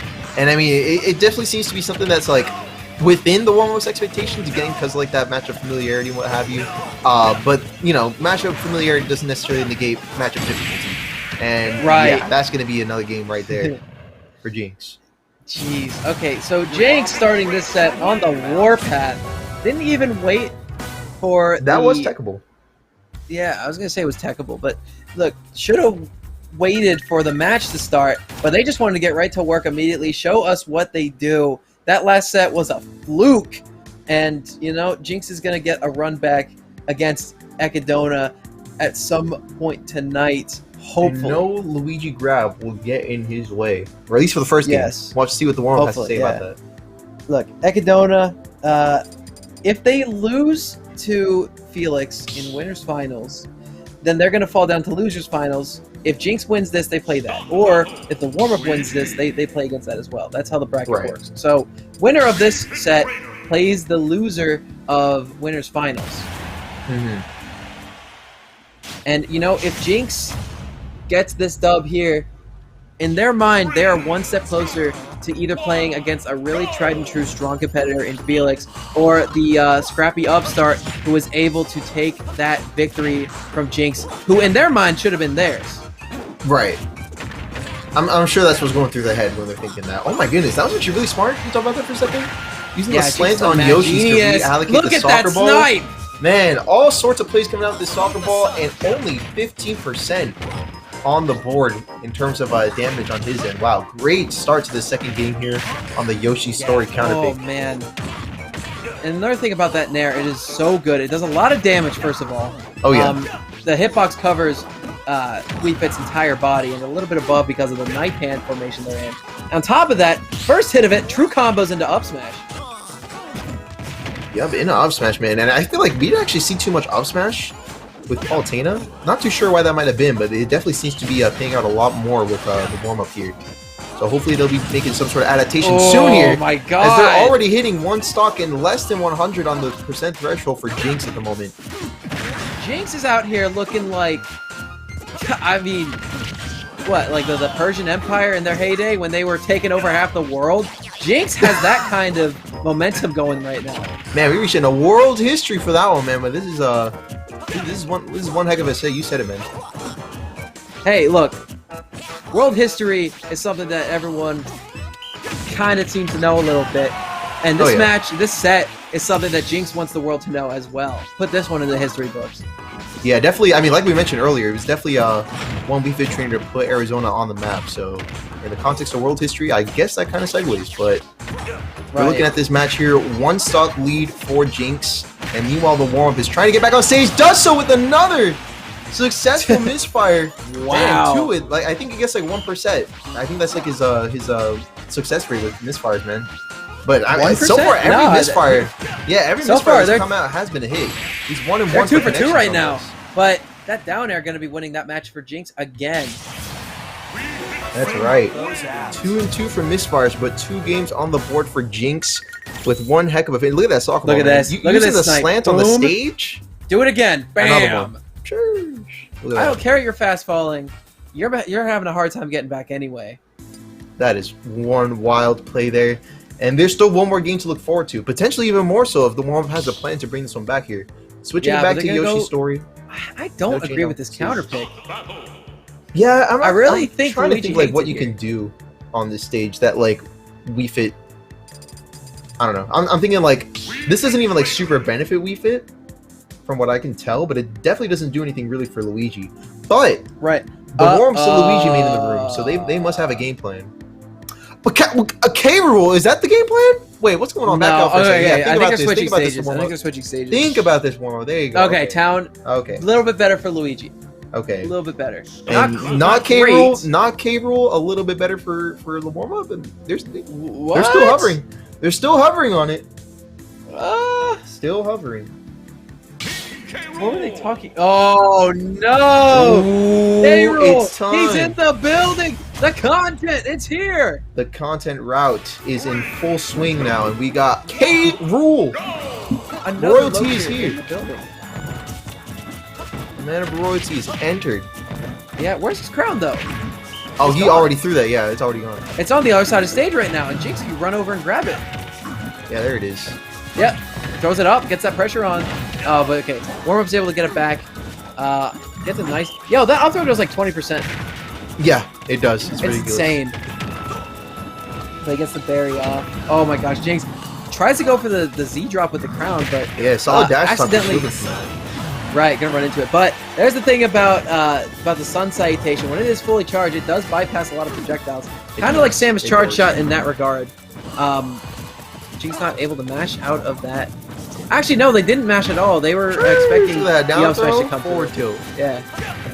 They did not a DI mix-up, but a mash mix-up. Speaking of DI mix-ups, though, you weren't ready to tech that. Yeah, one heck of an off-stage mix-up, and no tech from below the stage is going to bring Jinx at a 1-stock deficit at the moment. But 147, heavy or not, that's not too much to work with here, especially with the damage output that Jinx is capable of. No up smash connection on that, however, is going to keep him in a little bit longer. Dash attack and some good DI will keep him in for only a second longer, only to be caught by a soccer ball, and our stock count is now tied once again. Yeah, oh my gosh, and already getting to work on this second stock from the warm-up. The Nair already put like 28 on the board, but the warm-up, using these large hitboxes with the K-roll to put a lot of percent on the board right now. You said it, and right now, that's definitely something that this K-roll's definitely doing a great job of doing, just putting himself on the map, establishing that, like, hey, I got a K-roll too, man. Look at this percent. It's showing. Because, the Luigi Wii Fit match was definitely looking like something that Jinx definitely had down pat. But once you throw K-roll onto the table, and finds a really good K-roll that can land a forward air like that, like, man, that's what you hate to see as the warm-up. Yeah, but you know what? This is a very honorable K-roll pick, and it's a pretty good one, no less. He's doing a lot of great work on this K-roll that I'm actually surprised to see. Right, but hey, look, Jinx has no shortage of matchup experience against his characters. K-roll was really popular at one point online and offline as well, but the heavy mentality is deal a lot of damage without taking a lot, and Jinx able to seal that stock out in seconds. As a heavy, you have a really difficult time getting out of combos like that, and Jinx able to put that one to bed pretty quickly. A 3-0 in their favor. Oh, and a solid handshake to close it out too. Look at that. Charge that up, let it loose, and shake that hand. Read that tech a couple years ahead of time, but it did come If you really think about it, like the way that down smash is like positioned, it looks like he's doing like a low handshake. It's like reaching down low for a handshake. So he took an arrow to the knee. Yeah, there you go. Depending on how you see it as well. Just like but yeah, really they're just talking. Handshake. These guys are buddies, but hey, you hate to see the warm-up falling 0-2 tonight. But hey, hell of a performance from them, even to qualify for this thing, for the AZSL. So, and yeah, I'm like, to be honest, you really already have to be making like great performances and great like output in like your win records and your performances and our like local scenes to be even able to make it on here. You know what I mean? So just the fact that he was able to make it out here already means that he's definitely Luigi to keep an eye out for. Meanwhile, Jinx is going to be progressing, like we mentioned, is going to be keeping himself in the game a little bit with 0-1 on his scoreboard at the moment. 1-1, technically. Oh, yeah, 1-1. You're right. You're right for that. Yes, sir. 1 loss, 1 win. They're sitting pretty in losers finals right now, and the person heading down there is going to be decided in just a couple of seconds here. Yes. And we're going to be having Felix versus... Ekidona. Ekidona. Yeah. I was like, I don't want to butcher it, so I had to think first. It's a name you're going to want to learn, though, because you saw that Paulo just now. That's definitely a name that you're going to want to remember for sure. Right. All of Arizona might as well learn it at this point. And hey, listen, it's going to be a pretty tried-and-true top-tier matchup. We're used to seeing something similar to it over on the East Coast pre-COVID with players like Nairo and Light going at it with the Palutena versus the Fox. But on the other side of the board, in your town, in Arizona, closer to the Southwest region, what are you thinking about the differences here that we're going to be seeing in this matchup between the Palu and the Fox? Well, I'll say this. I mean, I guess like if there's one thing to like distinguish straight away is that like regardless of the matchup, we do have one. Well, I mean, keep in mind we don't have like a super like set in stone PR at the moment. We do have like player rankings, but they're not like necessarily like. I mean, I would say like if like we had to really run off of it, we could use the current rankings that we have right now as our PR, in which Riley is definitely at a solid I believe it's 5th place at the moment. She's like really high up there in our top 10. And meanwhile, Ekidona is going to be sitting at 16th place. But I mean, you know, they're both on the PR. They both definitely have had to have put in a lot of work in order to make those placements. So there are going to be two characters. There are going to be two characters that are very adept at what they do in order to earn those rankings. At the same time, they're going to be two characters that are also like Palutine is definitely top tier, and I would say Fox is definitely like a high. Do people put Fox at high tier? I would put him at a high tier. What do you think? I put him like top 10, honestly. Yeah, really good solid pick. This could be every the time zoner. you bring up Fox, Min comes out. Look at that. I was gonna say this could be the zoner in me talking, but I definitely think Fox is one of those characters that is really good in a lot of situations. And I think at this point, Felix is just trying to rely on the fact that maybe their opponent does not have the matchup experience that a lot of people have with the Min yet. Because again, Min did only come into the meta during online, and obviously, you know, for obvious reasons, people really don't like this character so much. So they really aren't willing to grind and learn the matchup against them. So I think Felix might be relying on that a little bit. And hey, already they're going blow for blow with Ekidona. Yeah, right now they are trading hits at the moment. The game is just shy of being even. In fact, it is. Well, okay. Well, I was about to say it is even, but one hell of a megawatt is going to be putting one stock in Felix's favor. Really strong placement on that there, and strong execution for that one stock lead. Pretty healthy one at 82%. But Ekidona doing a great job at reestablishing that control by landing solid hits. Oh, but an overcommitment offstage combined with a double jump is going to put her down 2 stocks with no recovery option and a fast fall. And yeah, now it's going to be a 1-stock lead, but a very healthy one for Felix. Meanwhile, it's going to be quite the troublesome stock disadvantage for Ekidona. Yeah, hey, look, again, we saw it in Ekidona, or excuse me, Felix versus the warm-up. I don't know what it is that Felix has that effect on people if they just SD like that, but you don't want to be in that situation against a very polished player like Felix, and Felix already trying, a minute 30 into this match, playing Min, trying to get the dub already. That's right, and I mean, like, usually, like, if you find yourself in that situation, one thing you want to do is, the moment you SD, you want to get yourself back in the game. Yeah, you want to get yourself back in the game, get yourself composed, and make a comeback. But if there's one thing that a character like Min has a great toolkit for, it's for preventing that. It's from preventing you from getting in the first place. So once you lose that momentum, it can be really hard to get yourself back into it. But we do have a counter pick here in store from Ekidona, potentially in the stage that might work out a little bit better for her. We'll have to see here in a little bit. But yeah, look at that S-Smash. That's really strong. I will say that's very strong. Look, Ekidona's in her head a little bit. She needs to calm down, figure out what she needs to do to win the rest of the set, because she has the ability to do so. All right, she's slapping herself in the head, trying to get herself psyched up for it. Something I've been seeing people incorporate a little bit more. You know, she's frustrated right now. She thought she had that match in the bag, but I think she was her own worst enemy there. She was beating Felix just fine, but now this is where the slippery slope starts, and she might be on a downward spiral if she can't get her head back in the game. Yeah, winners finals, of course, so she does have a little bit to back her up if things do fall through. But after all, if you were able to secure the first game like pretty competently and confidently, you definitely don't want to be slipping up in places where you don't necessarily have to. And very rarely, if ever, are SDs necessary. So that's definitely something that she's going to be trying to brush up on in the second game here. Same stage, same characters, same everything. Let's run it back, but just a little bit better this time, is I'm sure what she got going on in her head. Yeah, something impertinent to mention in this matchup. Or excuse me, something pertinent to mention in this matchup. Pardon me. Is the fact that I think Ekidona has incredibly good offstage game. Like, we saw it when they played Jinx a little bit ago. They were really good at catching Jinx's positioning, especially with Jinx playing a character who really can shift around a little bit more offstage and has those mix-up on their recovery.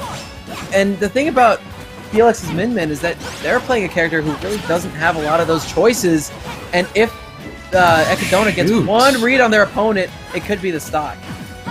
Yeah, look at that, and the tables have turned as Felix overcommits to a down air off stage and unfortunately finds herself down to stock.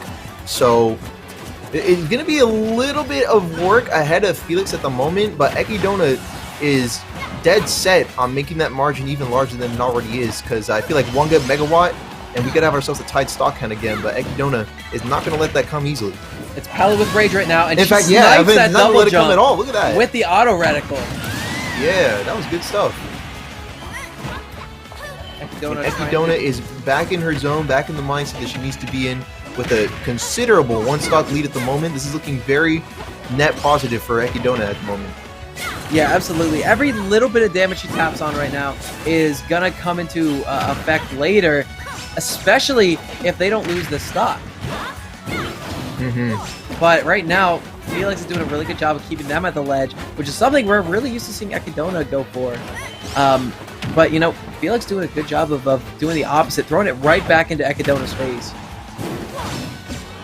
Oof, okay, great job recovering onto there, just out of range of the Dragon Laser.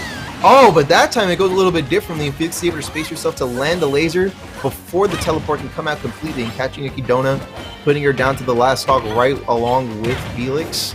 So things are starting to look a little bit more even now as Felix is starting to catch on to a little bit of Ekidona's antics. Right. But I think Ekidona, yeah, has that catch immediately. Oof, and, almost catching the grapple onto stage. Yeah, with that down air, I was looking for it.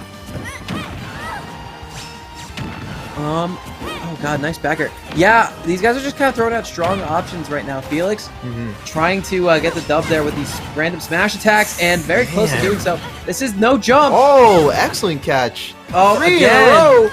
4 in a row. 5.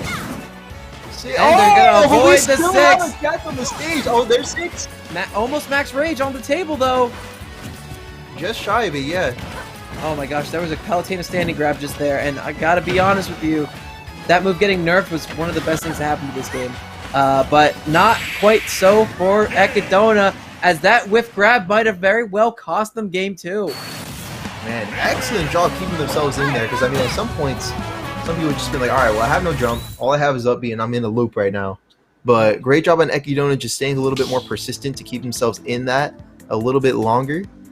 And yeah, if you hit the 1-2, and yeah, I think Felix realizing that Ekidona had picked up on the Fox, and or had picked up on the Min, and they're deciding to go with Fox right now to kind of mix it up a little bit. Felix trying to go with a 3-0 here in winners finals. Yeah, definitely making a great shot towards it, but the main is coming out in full force, like you mentioned, so things are definitely going to be hitting different for the most part. Like, Min is a very different character switch from Fox, so the tempo is definitely going to be shifting. And it's going to be shifting to a position that's much more comfortable for Felix, mind you, given that it is her main and not secondary any longer. And we're seeing that right here, a dominant beautiful up smash. Bait. Yeah, so they baited Ekidona into air dodging there by trying to go for a second up air, but instead they fall onto the platform, get the landing, and they're able to run up an up smash before Ekidona is out of the window where their air dodge is happening. So that was really, really good option to take that first stock. And Felix right now trying to put Ekidona to bed in 3. Yeah, trying to take it 3-0, and right now it's starting to look dead set on that exact same result. But Ekidona is doing a great job in slowing down the momentum. As you see, things have slowed down a little bit in terms of Felix's momentum that she had starting up the second game here. Starting at this third game, pardon. And we now have a soft hit F up smash that was just shy of landing the sweet spot. I feel like with how light Hollow is, that might have taken it. It could have. Ekidona's doing a great job of keeping herself in just a little longer. Unsafe up smash option, however, is going to get punished with yet another up smash, bringing her to potentially the last stock on winner's side. Right, Ekidona needs to get some momentum right now if they want to win this entire set. But right now, they got to focus on the small stuff and focus on taking this first stock away from Felix. Yeah, right now there is a lot that she needs to get started, and even after that, there's a lot that she needs to get going in order to bring it back. What is at she ledge doing? At the moment. Kind of, yeah, I don't know. Kind of testing the controls a little bit? I think she's trying to get Felix to approach, but Felix really not biting. Oh, yeah. They don't need to approach. Yeah, she doesn't need to approach, so she's the one that has her work cut out for her, and there we have it. Approaching a little bit more, but getting caught out with some up airs.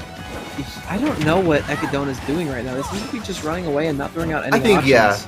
Yeah, she's very aware of the fact that she doesn't need to approach. I'm going to be honest, so. I definitely think Ekidona realizes that this is the beginning of the end, and they're just trying to prep themselves, give themselves time to think about what Jinx is going to do to them in losers finals. But hey, man, good set from both players. I'm going to be real. Yeah, doesn't look like Felix is going to have a difficult time sealing out the 3 stock. And you know what, Ekidona, they got one more set. It's going to be a run back. Jinx versus Ekidona. Jinx, you can see them in the background getting ready, pulling up the jersey. Yeah, run off the platform. Yeah.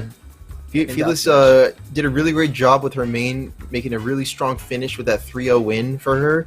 But there is more from Ekidona. She, like you mentioned, is going to be going up against Jinx. I mean, so there's still more Ekidona for us to see, right? But oh, absolutely. I feel like, yeah, if Ekidona were to pull it out against Jinx, it's not going to be an easy win because we're talking about Jinx. Wii Fit is cracked, so is Jinx. So put those two together, and it's possible for Ekidona, but it's definitely not going to be easy. So we'll have to see how that set pans out. That's actually one that I'm pretty excited for. Meanwhile, we do have Felix, who's going to be sitting pretty at grand finals, ready to go up against the winner of the set that we'll be seeing here next. So what are your... Yeah, it could either be a run back, or it could be... I mean, we could be seeing something completely new here with maybe potentially Jinx versus Felix and Grands. But the winner of this set does punch their ticket into our finals bracket for AZSL. Felix has already done that. Felix is done for tonight. They're good. Yeah, Felix is done, like pretty dead set for tonight. Yeah. But hey, if they want that seed... Yes, that's how I was like, it is grand finals, but it's not like the grand finals for everything. It's the grand finals for a good seed, a really great seed for starting out. Right. For all the rest of AZSL that's coming up next over the next couple of days and weeks and what have you. So it's not going to be like necessarily like curtains on the whole thing if she wins this, but it is going to be a very important determining factor as to how the rest of AZSL will be playing out, even for the players that aren't going to be playing tonight. So that's definitely something to keep in mind for what's going to be coming down here next. True that. So, look, this is the second set we had tonight. This is going to be a run back of that one. Right. So it's losers finals. The stakes have been raised a little bit here. Jinx does not want to lose twice, but Ekidona might be in a little bit of a slippery mindset after that last set. Yeah, it was a pretty slanted victory there, but hopefully if they're able to pull it out against Jinx, they'll be able to walk in being like, okay, I know how to regain control of situations, even with different matchups. So let's try the same matchup that we tried previously and see how that maybe plays out. But we'll have to see how this one plays out first here for Ekidona, because Jinx definitely has a really great mindset for making comebacks, even when they are at deficits. So kind of like the opposite end of the coin that we'll be seeing going head to head here next. So right. And it's the adaptability from Jinx as well. That young man, that is such an important factor in their strings of success. Because we did see, look, Ekidona went up 2-0 in the first set, and then Jinx was damn near able to take the entire set from them. Yeah, just shy of doing so, and it kind of shows with AZSL's previous season 0 season, having him placed at 5th place. Very amicable placement there, and being currently on our SAK rankings at number 7 with 68% win rate. Yeah, now let's talk about look at Ekidona as you well. want to think about Ekidona real quick. 7th is not very far away from 5th. That's just the difference of one match. So, Ekidona not too far off from some of the better players in the AZSL. But hey, again, getting a top 8 finish in a big event like this, no easy feat. And Ekidona, again, not an easy player to beat whenever they're in their A game. They were a little bit in their own head last set, but if they're able to get a nice mental break and refresh a little bit going into this opponent that they've already beaten, we could be seeing Ekidona versus Felix in the run back. Yes, that is definitely very much a possibility, I feel like. But it is definitely something that we'll just have to we could talk about it, but we'll definitely have to see it in practice. But what about the characters? Like, what are your thoughts on the characters that we've seen go head to head? Dog, we've already seen it. I mean, come on. We've seen what Ekidona can do whenever they have an advantageous position. Whenever they have Jinx off stage and Jinx is trying to get back, they just cover that ground really nicely. Whenever Jinx is in the air off stage trying to fast fall and recover, they throw out the explosive flames to try to catch him a little bit. If they see that Jinx is trying to stall the recovery, they go off stage for the down air or for the forward air low. They try to hit their opponent, but do so in a manner where Jinx can't hit them back. Now, on the other spectrum of things, whenever Jinx is in control, Jinx is able to get some of the nuttiest combos with the soccer ball into the sun salutation, into these nair strings, and Palutena is a character who really doesn't have a difficult time of avoiding and getting away from those and punishing them. So I think the matchup is definitely in favor of the top tier here, but in terms of mindset and, you know, who could bounce back and just punch the other back in the face and adapt, I think it's Jinx. I would say so as well. I mean, especially like we mentioned, like arguably one of the best comeback mechanics that that is like literally that the game has to offer. Like basically plus everything, plus speed, plus defense, plus attack, and then like extra knockback and what have you. Right. On demand too, no meter or anything required. Yeah, but, it's not even a comeback mechanic. It's just like a mechanic, just a random buff that you can use whenever you please. Yeah, just a hardwired mechanic that Jinx has, and I mean, if the rankings don't tell you, let's let the gameplay do the talking, because this man knows how to put that stuff to work. Right. So, anyway, the run back begins now. Can the oddball Jinx take the set in the run back, or will Ekidona, our youngest, our rising star, be able to take this dub for the second time and give them a chance to go even further in this bracket? This is tense. The pressure is on these players, and we're looking for a performance here. Quite a bit on the line here, and who's going to be coming out on top? Wanted to wait much longer to find out, as the set is starting now. Losers finals. Get it going. Yep, this is heat number B. As weird as that sounds, for our event, you could just say pool B, and that gets the same message across without sounding like a dummy. So that's something I'm going to start thinking about. But these players, you know, both of them deserve the spot. They deserve to be here. They deserve to go into Grands to fight Felix, and they both deserve a chance to go into the finals. That's what they're fighting for right now, and neither of them want to give the opponent that victory. That's right. Both of them are well deserving of that run back, while only one of them is going to be able to get it. And so far, it's looking pretty even across the board here, as both of them are definitely fighting that good fight to close out this lead in their favor. But we do have... Wow, okay, triple jab string already landing on Jinx. Okay, I know you usually have to get like a sweet spot for that. And one single sun salutation, be it full charge or not, is going to be enough to tie up the percentage here. Ekidona is doing a great job at slanting things back into her favor ever so slightly, ever so slowly. And meanwhile, Jinx finding them both on stage here. Good forward tilt. Not going to KO off the top just yet. I think that sends him like 4 different directions, man. Character's wild. Right. Look, I want to see that sun salutation a little bit more from Jinx, because when it's full charge, it's going to go right through auto reticle, explosive flame, any of that. If Jinx is just ready on the rip with it, they can, I mean, it puts them in a lot of shield stun, covers a lot of space, does a lot of damage and knockback. It is a really good option that I'm just not seeing Jinx try to utilize as much as they really could be. There's a mid-charge being used to great effect. If they, you know, kind of hold on to it and throw it out in a position where it can very easily connect, I mean, I think Jinx is going to have a definitive advantage in the range game in this matchup. That's what I'm starting to think too, but there we have a dash attack closing out stock number 1 for Ekidona, and the percentage and the stock count is now tied. Right. Look, I think in terms of long range, it's in Jinx's favor. You know, with the projectile pressure they could put on, with the soccer ball, with the it definitely you know, the ability to run up on their opponent as well. Mid-range, though, definitely goes to Ekidona and Palutena with those disjoints that are incredibly safe. Yeah, but some of those options, like for example, like explosive thing clean, can be pretty easily punished out by side B and stuff like that if you're getting the right timing down. So that's definitely stuff that you want to keep in consideration, as well as that Ekidona wants to keep in consideration. And seems to be doing so, using all the right options at the right time. Great job catching this side B with a forward smash. And now we have a super healthy one-stock lead for Ekidona. Right, but the deep breathing is on deck. The mind has been opened, and Jinx trying to open that third eye of theirs to be able to get some insane pressure on their opponent, but it's already gone. in the blink of an eye.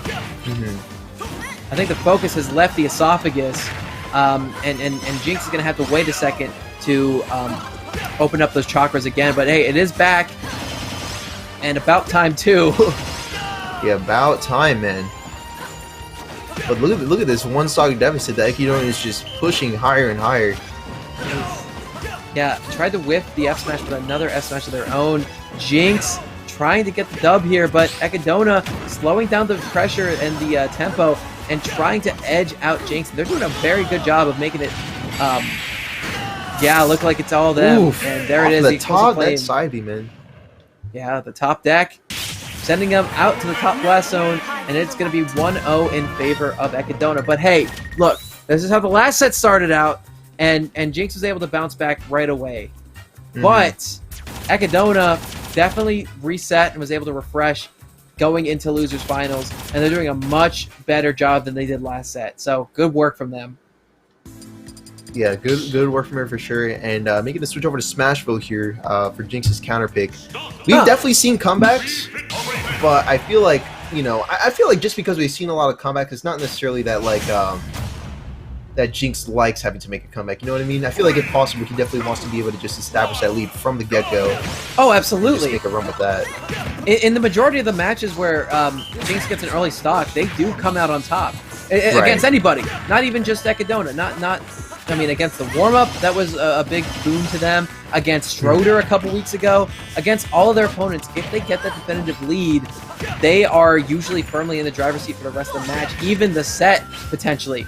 But it's the ability to make comebacks that I think does set Jinx apart still. That's what I'm thinking, too. And it's like, yeah, I mean, I guess it's just like good to reiterate, because I'm like, some people just think that, like, or I don't know, maybe it's like not something that really anyone says, but most people just like kind of think in their head that it's like, oh, this guy must thrive in comeback situations. And I mean, just because they do, doesn't necessarily mean that they're going to find themselves in that situation on purpose if they don't need to. Right. But right now, that's what we're seeing here. Jinx is kind of just taking control of this second match here with already a one-stock lead and pretty even percentage. I don't care who you are, you want to lead as early as you can. Exactly, and, I mean, look at this. Almost a full stock lead at this point with a lot of damage already onto Ekidona's second stock. Blink and you'll miss it, because that damage added up quicker than I could even comprehend. Yeah, I'm like, this is definitely one of those games where it's like, it looks like it's an even match until you look below the percent, and you're just like, oh, wait a minute, what's going on down there? Huh? I think that must be a typo. Sakurai. Man, taking W's, look at that, another smash, roll onto the stage and forward smash. He's gonna put Jinx up. Yeah, oh my goodness, he has been a schmoving on stage, look at that. Okay, you got a little too fancy there, and you pissed her off. Yeah. Top of the down smash, and at 145%, Jinx is still holding on to this first stock here. Down air? I saw Jinx trying to go for it there, but okay, the back air. Yeah, look, for all that fancy movement tech you've got, yeah, it looked impressive, but you did nothing with it. And Ekidona slamming the door in Jinx's face right now, trying to take this game by any means necessary. By any means necessary. You said it just right. And right now we're going for a down air off stage. Able to make it onto stage this time, however. Yeah, I mean, already Jinx is at 69, 87%. 87, yeah. Ekidona definitely has themselves deadlocked onto a two-stock comeback. Just shy of landing it with that forward smash there. Great block from Jinx's part. Oof. Pretty confident get-up option, too. Especially when you have a forward smash charging right in front of you there. A lot of confidence and assertiveness being positioned from Jinx here, trying to go for a roll read. No connection on that, however. Yeah, for a down air at ledge, not going to connect either. Great job catching the soccer ball from Ekidona. Dude, oh my gosh. Like, so if Jinx takes the stock, we're chilling. But I think if Ekidona takes this next stock from Jinx, we're going to be seeing a lot more of a tense couple moments of this match. Oh, that's what I'm thinking too, yeah. Air got real thick in the room just a second ago when Jinx started struggling to get in. And now Ekidona trying to put them up 2-0 again. So far doing a really great job of making this comeback. Last stock situation at the moment. That deep breathing is still active, piling on additional damage. Oh, and just shy of landing the recovery is going to allow for Jinx to bring this back to a 1-1 on the board. Things are tied up Jinx, yeah, you're fine. You're like, okay, good, we got that. Ekidona's just like, okay, whatever. It's an even game. I think these guys are gonna. I think that might have been the mental reset they needed here for both players. Like, Jinx is like, I didn't take that last stock, but it's whatever, I still won. Ekadona's like, I messed up, it's okay. It's a tied set now. I gotta come out guns blazing again. Tied set, she did a really great job at establishing herself in the first game. Little slip up on that last stock there, but again, it's still something that's manageable here, and we'll have to see whether or not she's able to completely regain control in this third game here, or if Jinx is going to be pulling out in front with 2-1. Yeah. So, okay, down air is going to whiff, but already Ekadono trying to look for the closure of this stock. Same with Jinx. These guys are really having a fun time off stage. You know, it's like a pool party that I wasn't invited to. Yeah, they're just having a grand old time. Right, jumping into the deep end, seeing who could go deeper. But you know they're back. I guess it's Adult Swim right now, so these guys are going to be hanging out on stage. Metaphor's breaking apart a little bit, but you get my point. Yeah. Excellent forward air. We still have a tied stock count at the moment, but that percentage is starting to go up, and don't forget that the blast zones are pretty small on this stage. Yeah. I gotta talk about something that's been a really good adjustment from Jinx between these sets. I've really not been able to see a lot of the projectiles from Ekadono connecting this time around. Jinx has them well spotted, and they're doing a really good job of avoiding them. Oh my gosh, yeah, that was good. Dude, it's the Yoshi story. It's the lowest ceiling in the game, statistically, and Palu's a character with a really long up air. Not a tall one necessarily, but a long one that covers a lot of space and does a lot of knockback. And already trying to grip and Rick and take that next stock too. Yeah, already trying for the second stock. I mean, that's that winner mentality that's coming out in full swing at the moment. Again, both these guys are busters. They're trying to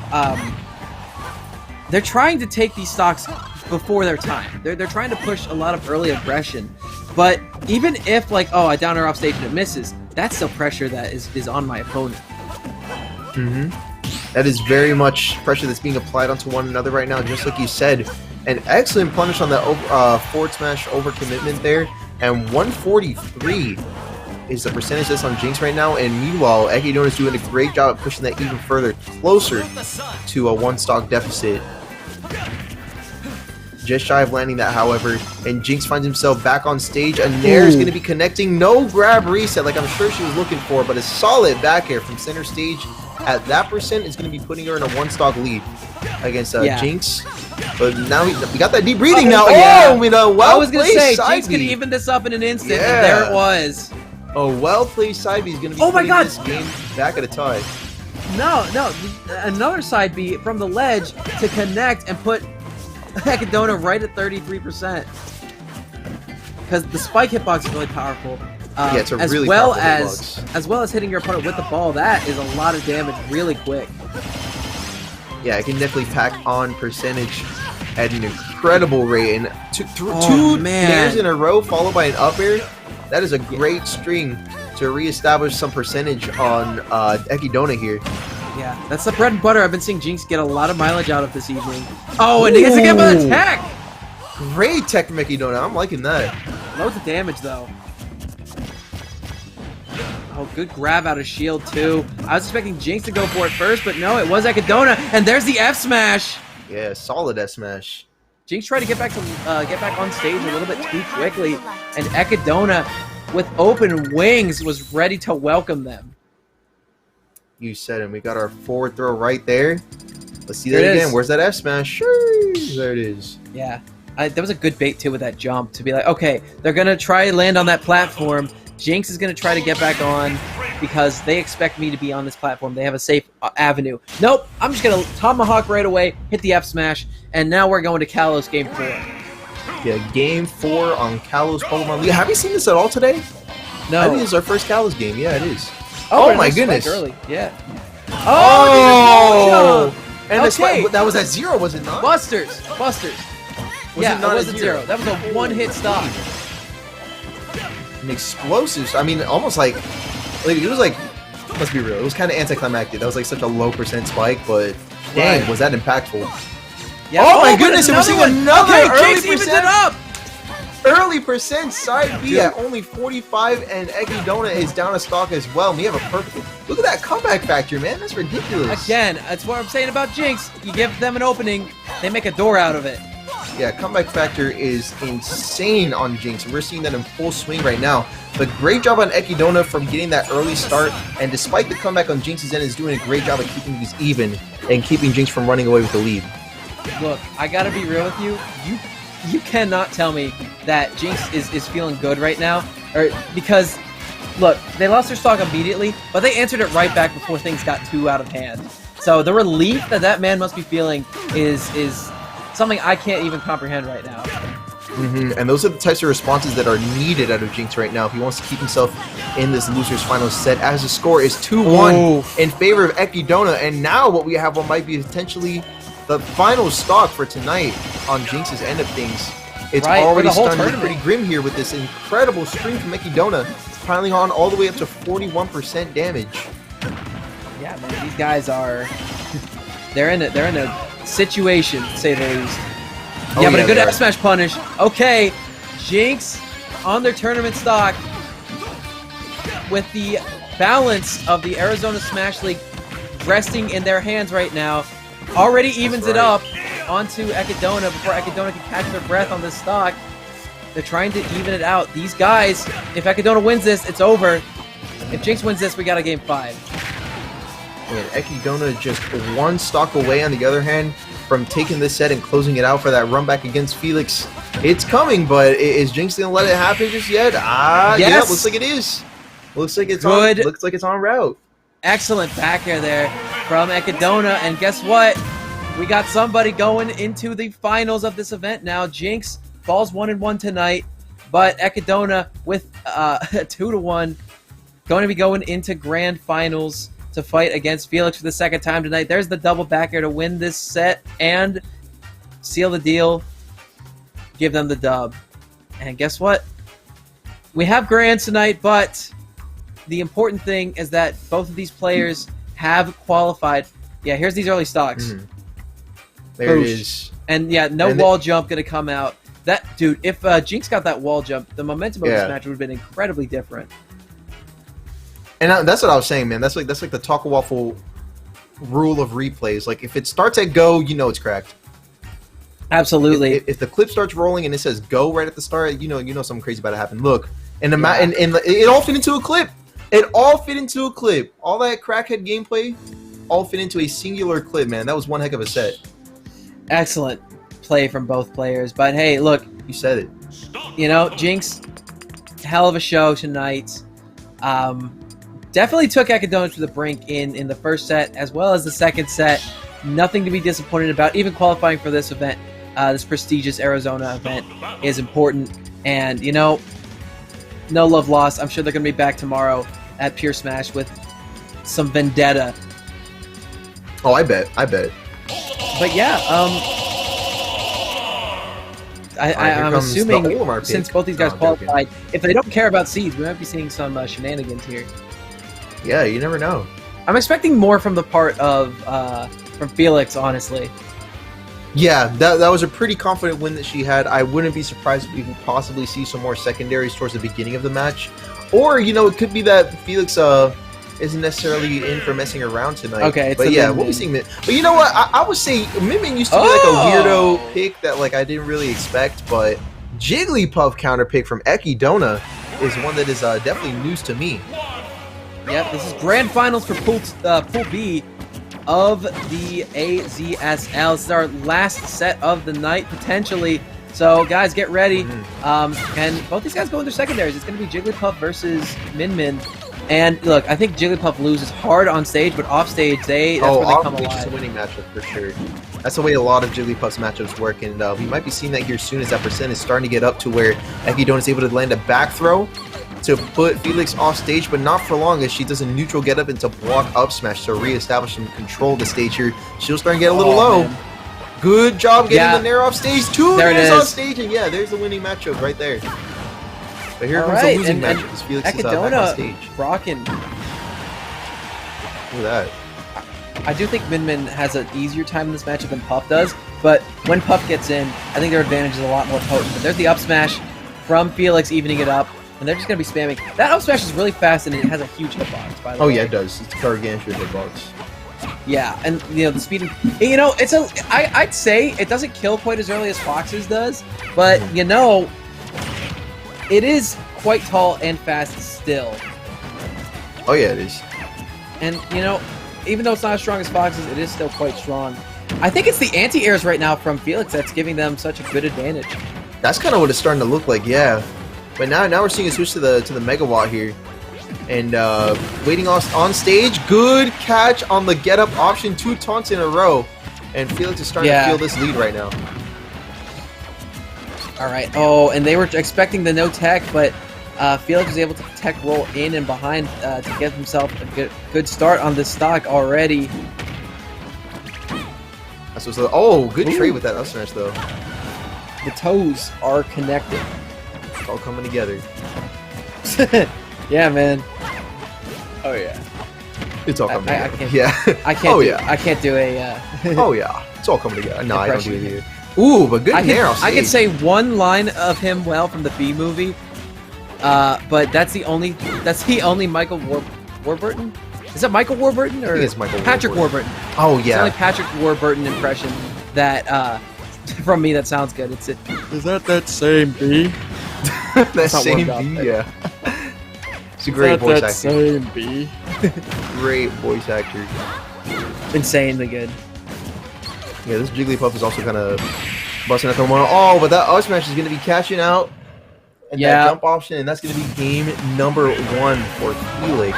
And you know, I was saying this like right before the match started, but like, I kind of thought of Felix's Min Min to be like a goofy, like, you know, like a goober offhand pick, but we're seeing, but this Min Min is shaping up to be one heck of a contender in terms of Felix's available characters. So yeah.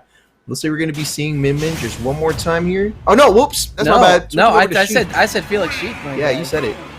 You said it. But it's going to be our individual Echidna rocking it back with the Palutena and already getting to work, showing that this character gets a lot of easy damage compared to Sheik, who really has to struggle and grind for it. Yeah, we're kind of seeing that struggle at the moment here.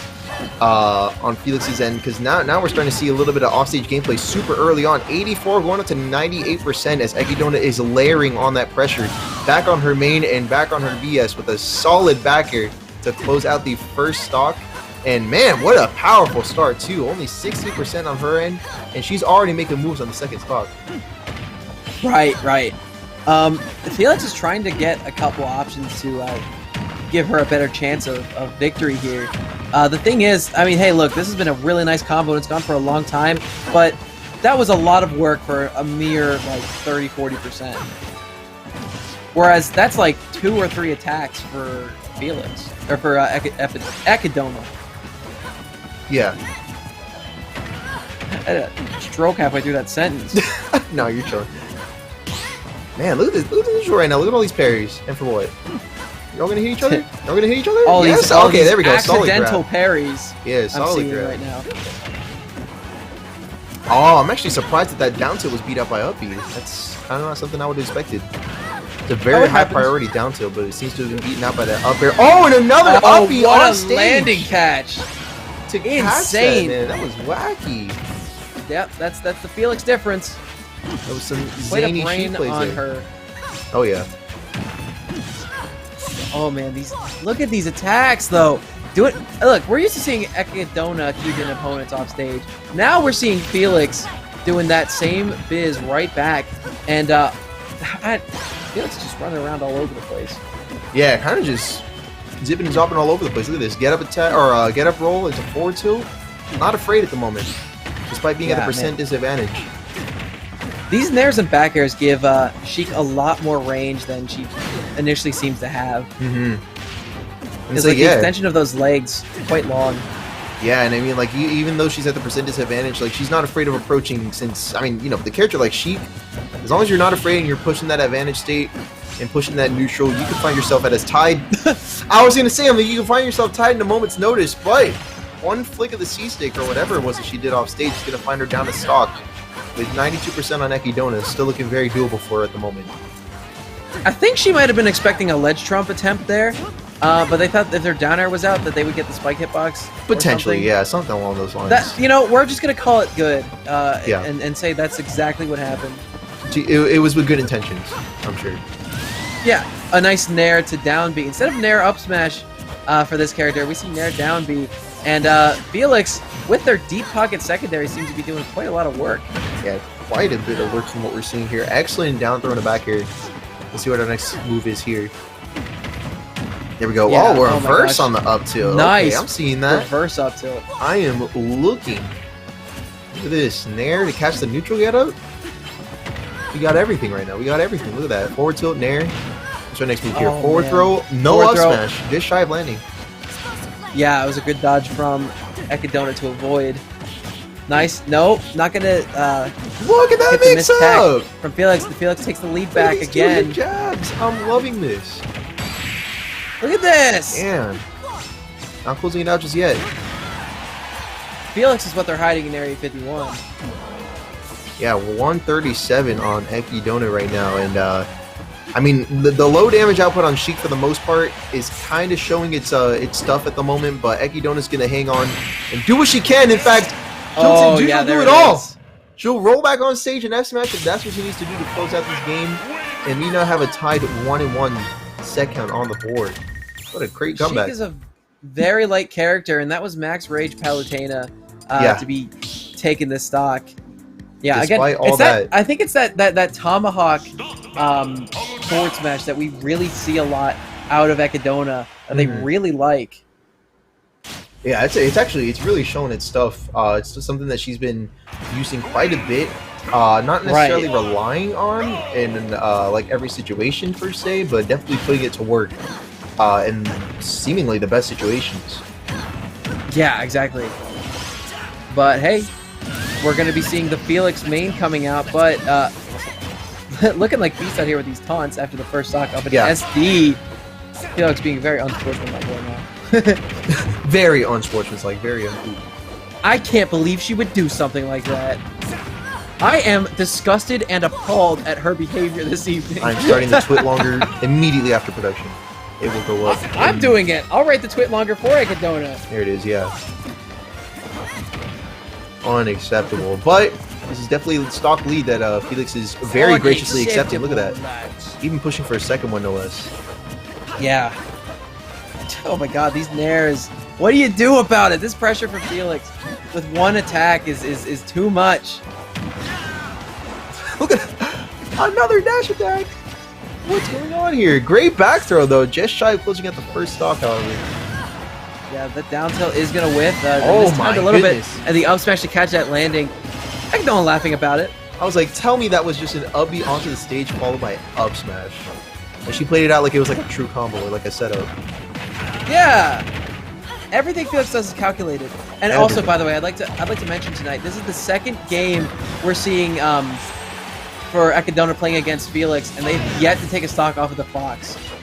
Yeah, no stocks taken off the Fox. This Fox has been untouchable. It's actually a great thing that you mentioned that there, because this Fox is definitely showing its stuff right now. Oh, and there it is! Oh, and 6. Continues. 0-6 to Felix's Fox, and she is flexing it right now with a 2-1 lead on this set. At least Ekidona did not get 6-0'd tonight by Felix. Yes, that's true. They put one up. That's true. Granted, it was against... They did, however, so far have been 6-0 by the Fox. But, like, right No, they haven't been. They've been 2-0'd by the Fox. Well, I was talking like 6 stocks. Oh, 6. Oh, yeah, sorry. 6-0 to the Fox. However, a switch to Lucina may be what's required out of Ekidona in order to get that win streak going here for herself. Because this could be potentially the last game of the night if things play out in similar fashion. It very well could be. And Felix is on a tear this evening with this Fox. Anytime we've seen the Fox, it's been carnage. But I think the Lucina pick from Ekidona has been working. That's what it's looking like, actually. Yeah, now you mention it. Yeah, I think Ekidona's is like, okay, just relieved that they're qualified for the event. And you see, like, they're smiling in the player camp. They're having fun. They're playing the game as intended. But for Felix, it's all business. It is all business. No fun allowed. Oh my gosh! PS2. You got PS2 there, man. He definitely did. Oh man, yeah. Nerf F tilt, not an option I expected, but one I was surprised and pleased to see nonetheless. Same here. There we go, finding ourselves back on the ledge. F smash is going to be connecting as the get up option punish. By the way, I'd like to add that, hey, Akidona took a stock from the Felix. That's true. That's true. The 9 stock has been averted, but now we still have 2 more stocks to worry with. As we potentially find Akidona at her last stock at the moment, trying to feel out the neutral a little bit with some aerials. Great job rushing in with the grab, landing a back throw to follow up. Has him in the corner. And she seemed to have been aware that she was going to be going for the up onto stage, but oh my god, not able to catch it. Oh my god, excellent string. Wow, and all that was because Akidona felt like mashing counter in the air. Yeah, do it again, and that's gonna do it. But Felix punches their ticket into a very good seated position here after winning Group B tonight. Akidona also is your second qualifier for tonight as well. After beating Jinx in Losers Finals, they are going to be advancing into finals on August 15th. So don't miss that one. But that is your set for the evening. Congratulations to Felix. Yeah, and to congratulations to Felix, and we'll definitely be looking forward to seeing more of her in her upcoming matches, because now that's a great seed that she's got herself positioned in for the rest of AZSL. And we'll have to see more of that Fox. We'll have to see more of it, because there's Akidona's a great up-and-coming rising star, like you mentioned, but she does still have yet to go up against any of, like, for example, our other PR players. Keep in mind, she was the only player for tonight that was top 10 on our state's PR. So there's still a lot of really tough competition that very predominant, impressive Fox that we saw tonight will have to go up against with our other players. But of course, the other sets that we saw are definitely worth noting as well. This was yeah, look at this. Look at this one. Can I see the other clip too? Wait, I want to see the other clip. This one was insane. Look at that. Good down smash. Oh yeah, no, we're gonna see it. Yeah, right. And then we flipped it on the y-axis here. The exact same play occurred, but this time we got a little lucky ching ching. Look at that lottery win, and we got the warm up coming up on top of that one. Great stuff from him there. And what about this one here? What's your thoughts on this here? The first set versus Akidona for Jinx, and yeah, there's that reverse forward air for the spike. Man, look at that. If this is what I think it is, I'm happy to see it. Oh, this is exactly there what it is. Look at that. Sure. Yeah. Wasted no time on that one. Yeah, I mean, these players went insane this evening. Even though Jinx didn't qualify, they were a force to be reckoned with. For yeah, it was great to see Jinx again on the screen. 100%. Yeah, there's a double down air. Oh my goodness. Every time I see it, it feels like it's the first time. Oh yeah, here's that snipe. Oh, that was a good snipe. Yoink! Dink! Look at that, got him. Boop! Got him! Yeah, but there's the whiff. Was this the only set that went to Yoshi's story, now that I think about it? No. Oh, I think there was one more, wasn't it? Yeah, we saw it in Losers Finals. That's right, that's right. And then the K-roll pick? The K-roll kind of went stupid, though. Yeah. Let's be real. That K-roll kind of went crazy. That K-roll kind of went crazy. Mad respect to the K-roll pick from the warm-up there. Yeah. And also something we got to talk about, going forward, I think the Felix Min is going to be a really important counter pick in their pocket. Yes, I did mention that after the first game that she had played with Min, I was like, wait a minute. That used to be like a goofy pick that I used to think that was like, okay, well, she's kind of like messing around, whatever. And then you just like see the Min kind of pop off. But then I keep watching it and it's like, wait a minute, this Min is popping off more and more. She's definitely labbing the character, putting into practice in a lot of different matchups, and it's paying out. Here's the one hit. Yeah. Look at that. Oof, one hit KO. Insane. And then in the same match, look, notice how there's no fade, no transition. In a matter of seconds later, because this is still the clip. That looks pretty cool. I might want to try that sometime. Here, come here for a second. Let me show you something cool. Watch this. Hang on. Wait. Come off stage with me. I want to show you something. Okay, yeah. Hang on. Just wait though. Look at that. 45% and you're out of there. And you're out of there. But again, that ruined the entirety of the momentum that Jinx had established in that set. And here's that landing. That was a good catch. I like that play with the upbeat. And then here's that Fox. They just did numbers tonight. Yeah. Felix with the main coming out. And dude, I gotta be real with you. Felix is going to be a force to be reckoned with in the finals of this event. As well as, you know, in Pure Smash, I'm assuming we're going to be seeing Felix again tomorrow night. But yeah, so tune into that. Same stream, same everything. For sure. Tomorrow night, about the same time, if I'm not mistaken. I think 6:30 is start up for that as well. So, you know, don't miss out on that stuff. But that's gonna wrap it up for us. I think here tonight we got a couple.